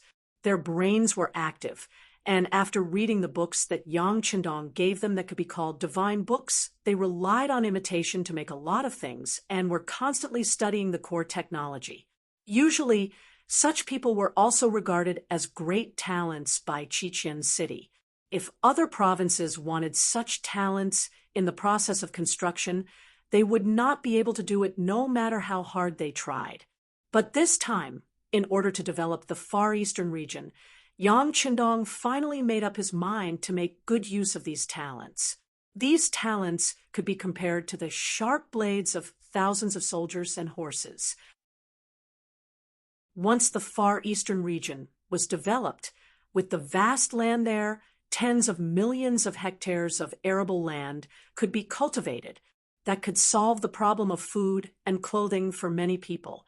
Not only did he have to occupy such a place, but he also had to occupy it early so that he could benefit early. During the period before the new year, Yang Qindong was basically busy with this matter. Originally, he had to return to Chichen City to accompany his wives and beloved daughter, Lele. During the new year, batches of materials and talents were also sent from Chichen City to Origin City. After everything was prepared, Chun Bo personally went to the logistics division and selected an entire division from the division commander, Yang Si. The division consisted of 4 regiments of 8,000 people. In Yang Qindong's expectation, Chun Bo took about 500 relevant technical personnel and thousands of old farmers who had enough farming experience to embark on the journey to Siberia for the second time. Not long after Chun Bo left, at the beginning of the 3rd month of 1455 AD, Baiming's 400,000 troops set off in 2 directions. They gathered at Datong and Xian Mansion respectively, and then went straight to Wali Yeshin's troops. The situation in the grassland also became extremely tense at this moment. Yang Qindong had no choice but to stay in Origin City. He wanted to watch the 2 sides fight. It would be best if they could fight to a standstill. Only then could he leave Origin City and return to Chichen City with peace of mind. With Yang Qindong staying behind, the new army and the 1st Cavalry Division were on standby. Origin City, including the newly built outer wall of Mabe City, was very peaceful.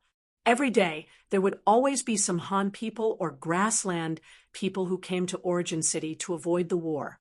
Origin City was very generous. As long as you were willing to come, you could always arrange a lot of things to do. As long as you were not found to have any problems other than Chichen City, there were many other places you could go. For example, the Stable Laos Province, Vietnam Province, Cambodia Province, Luzon Province, Korea Province, and the Far East Province that still needed a lot of manpower. In short, as long as you were willing to endure hardships and contribute, there would always be a suitable position for you. It could really make everyone have food to eat, work, and work. At that time, this was not an easy thing to do. There was no need to talk about the grassland people. After years of fighting, they did not think that anywhere was safe. It was the same for the people of the Great Ming Dynasty. After the Great Ming Dynasty was divided into the North and South, the 2 Great Ming dynasties were constantly accumulating strength in anticipation of the moment of unification. For this reason, the people's taxes kept increasing. The people could be said to be miserable. Whether it was farming or doing business, most of their income had to be handed over. Chapter 953. Now that the flames of war were rising, more and more people would be requisitioned. The people who could not stand this pressure regarded the first city as a paradise. It was said that as long as one came here, as long as one was willing to do something, there would be enough food to eat. Just this point alone was enough to make countless commoners yearn for it. The scale of the first city was expanding day by day, and the population was increasing every day. Every once in a while, a group of people who had just passed the examination would be sent to various places to resettle. Everything seemed to be thriving. When the North and South Ming dynasty chose to fight against different opponents, Yang Xia entered a quiet and peaceful period. According to Yang Qindong's instructions, he had to take advantage of this peaceful period to vigorously develop himself and count and integrate more people. This was because once he wanted to go to war, he would occupy new territory, and he would need new troops and people to guard and develop. Therefore, the more people under his power, the better. He was not afraid of having too many people, especially the Han people and other foreign races who were loyal to the Han people. After a short period of peace, Beta Persei also took the opportunity to be lazy. On this day, he accompanied his woman, Kikij, to his mother-in-law's house for dinner. After Kikij followed Beta Persei back to Qiqian City, she had more opinions about the strength of the heavenly Khan. She thought of the wide cement road, the tall buildings that were dozens of feet high, and the electric lights that were as bright as day.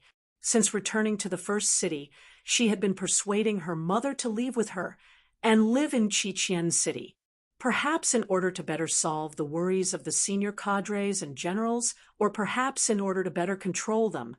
Any military leader above the regimental level or the local bureau level could apply to have their own courtyard and house in Qiqian City.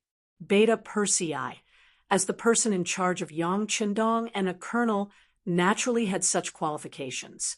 He had thought of bringing his mother-in-law to Qiqian City more than once because the environment there was better, the security conditions, and even the medical conditions were the best. This matter could be said to hit it off with Qiqige. This time, the two of them also continued to persuade him. The main reason why Dama did not say anything was that her son, Batu, was still in the beginning city and had a post in the new army. She believed that this was her roots and was unwilling to leave. It was a little difficult to persuade her. The husband and wife took advantage of the fact that they had nothing to do today to continue their unfinished mission. Usually, Badama was always alone at home, so Beta Persei hired a nanny for his mother-in-law. She was Mongolian and only 17 years old. She was very agile. Later, she was given a Chinese name, Alian, and Badama liked her very much. Today's meal was also prepared by the nanny. It was almost time for dinner, but he still didn't see his son Tuesday. Dama's face had a trace of displeasure as he said, "Didn't I tell him yesterday? Why isn't he here yet? Is he making his brother-in-law wait for too long?" In Badama's heart, her son-in-law, Beta Persei, was an extraordinary existence. He was able to serve by the Khan's side and gain his deep trust. Just based on this, she would wake up smiling even in her sleep. For the sake of her son's future, as a mother, she should interact more with the two of them. This would definitely be beneficial for her son's growth. Beta Persei didn't care too much. She only had eyes for Qiqige. Batu and Badama were just loved by her. Afraid that his mother-in-law would be unhappy and affect her health, Beta Persei took the initiative to laugh and said, "Mother, don't worry too much. Batu is no longer a child. He's a battalion officer now. It's normal for him to be delayed because of military affairs." "What battalion?" "He was just promoted to battalion commander, most likely because of you." Qiqige, who was at the side, also spoke up. There was a hint of reproach in her tone. "Brother-in-law is such a busy person. How can it be so easy for him to come home? Why didn't you show up in time? Are you going to waste such a good opportunity?" It was said that girls tended to side with outsiders. Qiqige didn't necessarily mean that she didn't care about her brother after getting married. She just thought that such a good opportunity to get along with her brother-in-law would be wasted. It was too inappropriate. Ha ha. In the face of his beloved wife's words, Beta Persei just showed a silly smile. Badama didn't know how long she would have to wait, and whether her son would come again. In order to avoid the awkwardness, she simply said, "The meal is ready. Let's eat first." "Then let's eat first. Mother-in-law, please take a seat." Beta Persei immediately agreed. He didn't think that Batu didn't come back because he had a bad opinion of him. They used to have a very good relationship, and he had helped him a lot. It should be that he was delayed by something. The family of three sat together. Lien had already gone to the kitchen. She felt even more uncomfortable in such an occasion. Just as the meal was about to end, the outer door of the courtyard finally opened. There was the sound of footsteps. Batu had returned. As soon as she heard her son's footsteps, Badama's face immediately showed a happy expression. But before she could get up to greet him, Batu had already appeared, and he reeked of alcohol. "What's the matter? You came so late and drank so much wine." As soon as she saw her brother appear, and he reeked of alcohol, Chichigu complained, and then ordered Lien to prepare a hangover soup immediately. Batu reeked of alcohol as he entered the room. Yang Er's indifferent expression finally changed. The smile on his face turned serious. "Battalion Commander Ba, you drank? Don't you need to be on duty today?" Batu, who was about to call him brother-in-law, was stunned. Then he was sweating profusely. "Sis, brother-in-law, I don't need to be on duty in the afternoon, but I have to go to the barracks at night to patrol." "Since you have military affairs to do at night, why did you drink so much? Don't you know that Ming is at war with the world of Wara? The beginning city seems to be safe, but the war is on the verge of breaking out. If that's the case, how can you lead the troops to the battlefield while reeking of alcohol?" Beta Persei's face had become completely serious, and he was even a little angry. He originally thought that Batu was a motivated young man. Even so, it was convenient to help such an ambitious young man within the scope of possible. But he didn't expect that Batu, who had only been a battalion commander for a few days, would be so drunk during the day. This was simply disappointing. As soon as Beta Persei's face fell, Badama and Chichigu didn't dare to speak. The little nanny, Lien, stood nervously at the side, not knowing whether to leave or not. The atmosphere in the room became very quiet and awkward. After a while, Chichigu finally couldn't help but say, "Second brother, he just drank some wine. It's not a big deal. It's not a big deal if there's no war, but once there's a sudden war, do you think Batu will be better? He's now a battalion commander in Suhi's Tatar division. Do you know that the Tatar division's military regulations and combat power are second only to the 1st Cavalry Division? If Batu goes to the battlefield like this, what do you think will happen to him?" Beta Persei suppressed his anger and said to his wife reasonably, "What do you mean?" Chichigu naturally didn't understand this. "If he violates the military law, he will be punished by the military law. It's even possible that he will be beheaded.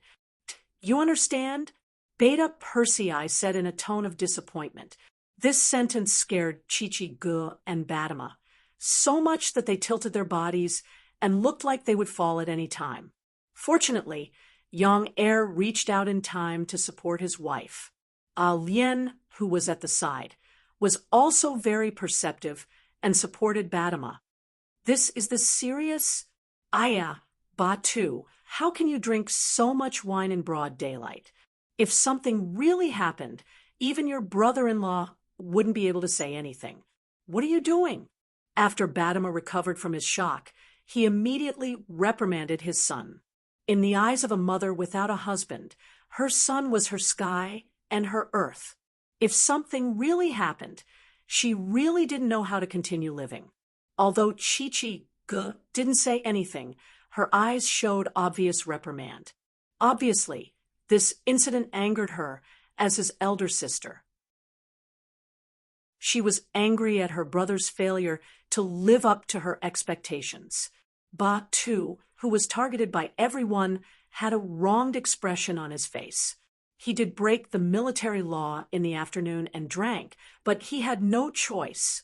But now, no one seemed to be giving him a chance to explain. Since that was the case, he could only keep his mouth shut and let his mother, sister, and even brother-in-law vent their anger first. Speaking of which, Ba, too, was a good boy. He worked hard to become a battalion commander, although he had to give face to Beta Persei. But if he wasn't with Division Commander Suhi's temper, he definitely wouldn't have been entrusted with such a heavy responsibility. Usually, he was also very self-disciplined. Things like drinking alcohol rarely happened. This time, it was just a coincidence that he was in a hurry.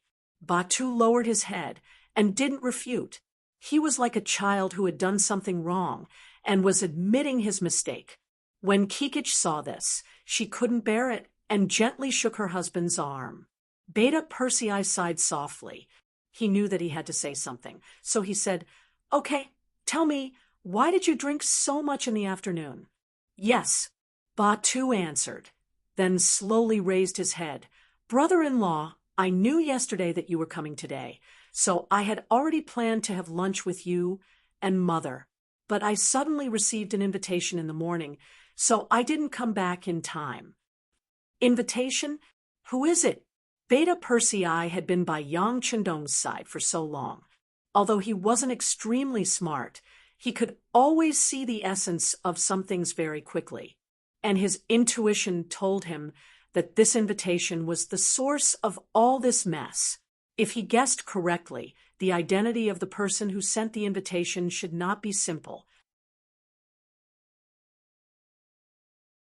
Chapter 954. In front of Second Yang, Ba Tu naturally told him everything he knew. He immediately said, "It's 6th Commander Yang.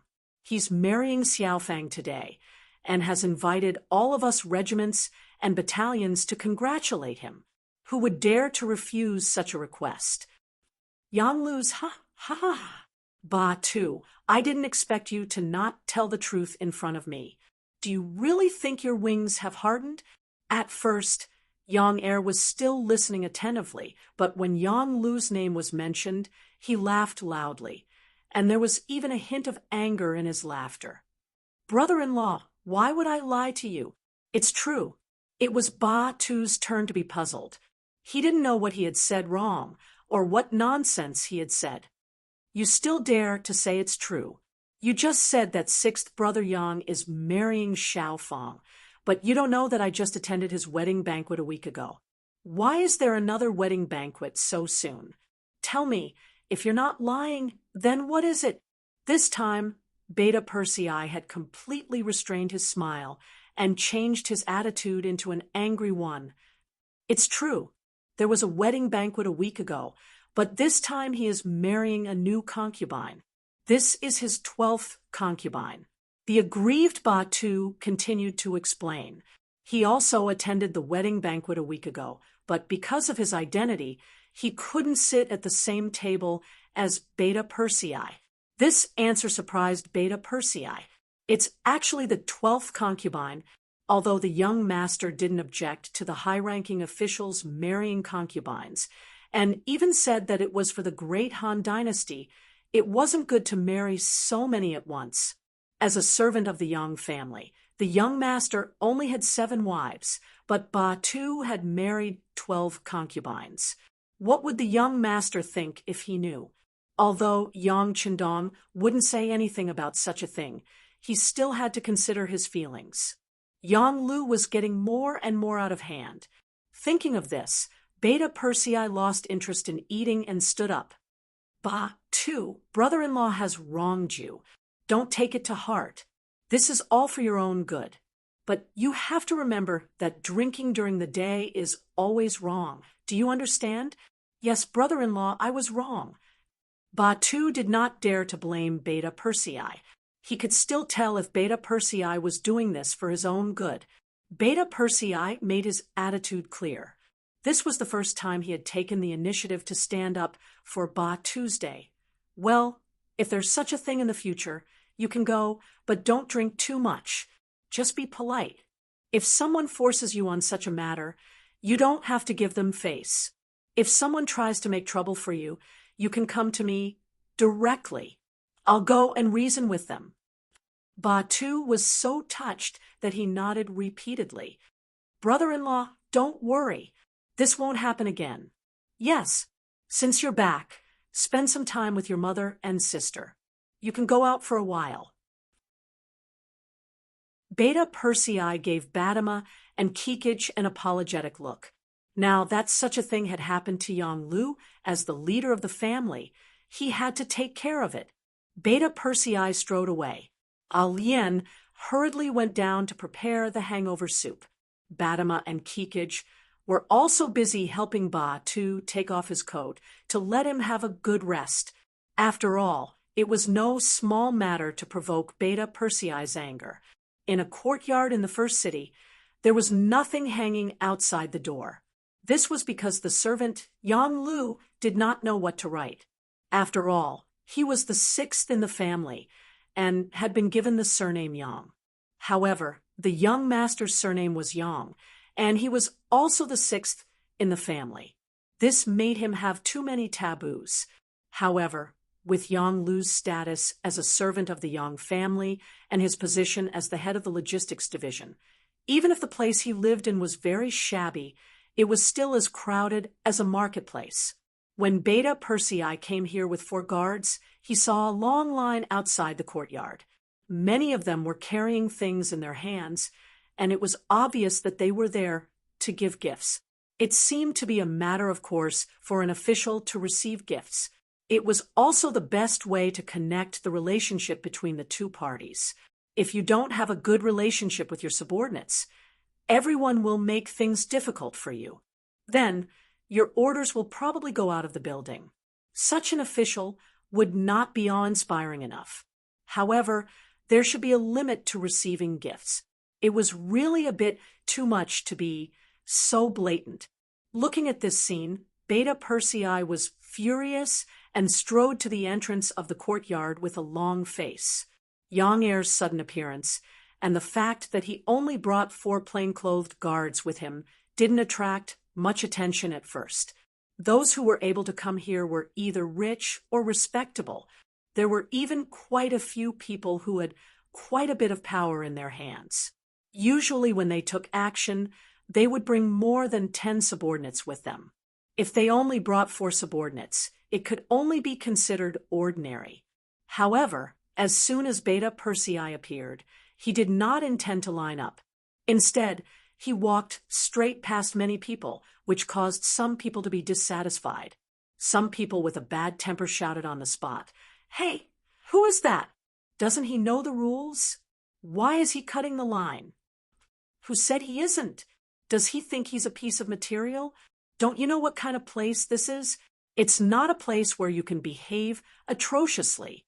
Stop him and see who this kid is. Stop him, stop him." The queue was in a mess for a while. Each of them charged at Beta Persei as if this person was their common enemy. Suddenly, chaos broke out. The 4 guards who followed him were all on alert with their hands on their backs. It looked like if the situation was out of control, they would either pull out a gun or a sword. Beta Persei did not take any of this seriously. Instead, his face was cold as he stared at those people. The murderous aura on his body naturally spread out, causing those who wanted to come forward to reason with him to stop in their tracks. They were not stupid. They could feel that this tall person was not easy to get along with. If anyone went up first, they would probably be dealt with. Humph, a bunch of cowards. Beta Persei sneered mockingly when he saw that those people were frightened by his glare. This sneer provoked a lot of people. At that moment, a few people who thought they had some skills finally could not stand it anymore. They walked out of the queue and headed towards Beta Persei. Some even clenched their fists and looked like they were ready to fight. The atmosphere suddenly became extremely tense. The four guards whispered while protecting Beta Persei. "Brother Beta Persei, they have a lot of people. Let's avoid them first." After all, the person in front of them was not a real enemy. They could not just kill people here. If they really fought, they would not even be able to exert half of their strength. "It's okay. These small fries can't scare me." Yang Qindong shook his head, looking very indifferent. After following Yang Qindong, he had seen all kinds of situations. There was no way he could scare him. Beta Persei did not retreat, and the others also surrounded him. A chaotic battle was about to start at any time. At this moment, the gate of the courtyard suddenly opened, and a person dressed as a butler walked out. As soon as he heard that someone was making trouble outside, he was very surprised. Who in this beginning city had the guts to make trouble in front of 6th Master Yang's house? Did they not want to live anymore? He wanted to see who this person was. Did he really have 3 heads and 6 arms? Just as he casually took a look, his originally contemptuous gaze suddenly froze. As 6th Master Yang's butler and one of his most trusted people, he had seen a lot of the world. For someone like Beta Persei, the people below him did not have many opportunities to see him, but he did not know how many times he had seen him. When he saw that the person who came was Beta Persei, he was so scared that he broke out in a cold sweat. Then he shouted, "What are you doing? What are you all doing?" The sudden appearance of 6th Master Yang's butler and his loud shout immediately attracted everyone's attention. Then many people rushed over and reported their names one by one, looking like they wanted to leave a good impression on the other party. "Butler Yang, I'm Song 7. I went to give you a gift a while ago." "Steward Yang, I'm Di-Hai. We've been drinking together a while ago. You even said that I would cause trouble." Butler Yang. A series of greetings and flattering voices rang out, but Steward Yang ignored all of them and went straight to where Yang Air was. Everyone also made way for him. At this moment, Beta Persei naturally saw Butler Yang and could not help but reprimand him even more angrily. "Yang Ing, is this how you look after your master's house? People are lining up to the street to give gifts. Aren't you afraid that it will affect your master and that someone will impeach him?" He directly called Butler Yang's name and angrily condemned him, giving the other onlookers a fright. They thought to themselves, "Who is this? With Butler Yang's temper, he will definitely not let this person off." Thinking about it, Butler Yang might not be much, but he was backed by 6th Master Yang. That was an extremely powerful person, someone who could be seen at any time, and someone who was loyal and courageous. When the time came, if his mouth was crooked, there would be no good ending for him. Just as everyone was waiting to see Beta Persei suffer, Yang Ying's face was unexpectedly filled with fear. Second Master, why are you here?" "What? Why did he call this person Second Master? Who is he?" Second Master, could it be Beta Persei? In an instant, the originally noisy entrance of the alley became extremely quiet. Obviously, everyone thought of Beta Persei's true identity. "Don't call me Second Master. I can't afford it. Where is your master?" Beta Persei's anger had not subsided, and he was not willing to lower himself to the same level as Yang Ing. Master is taking an afternoon nap," Yang Ing said, sweating profusely. In his eyes, Yang Qindong was not that scary, because people of that status would not lower themselves to the level of an insignificant person like him. However, Beta Persei was different. If he really dared to make a move on him, even the master behind him would not be able to protect him. "Afternoon nap. He seems to be in a good mood." "Humph, lead the way." Beta Persei waved his hand and stepped forward. Yes, Second Master, please." Yang Ing no longer had any arrogance. At this moment, He was completely like a filial son, lowering his head and leading the way. You're tuning in to the Mystic Fist YouTube channel. Don't forget to subscribe and join us on this journey to catch the most captivating stories.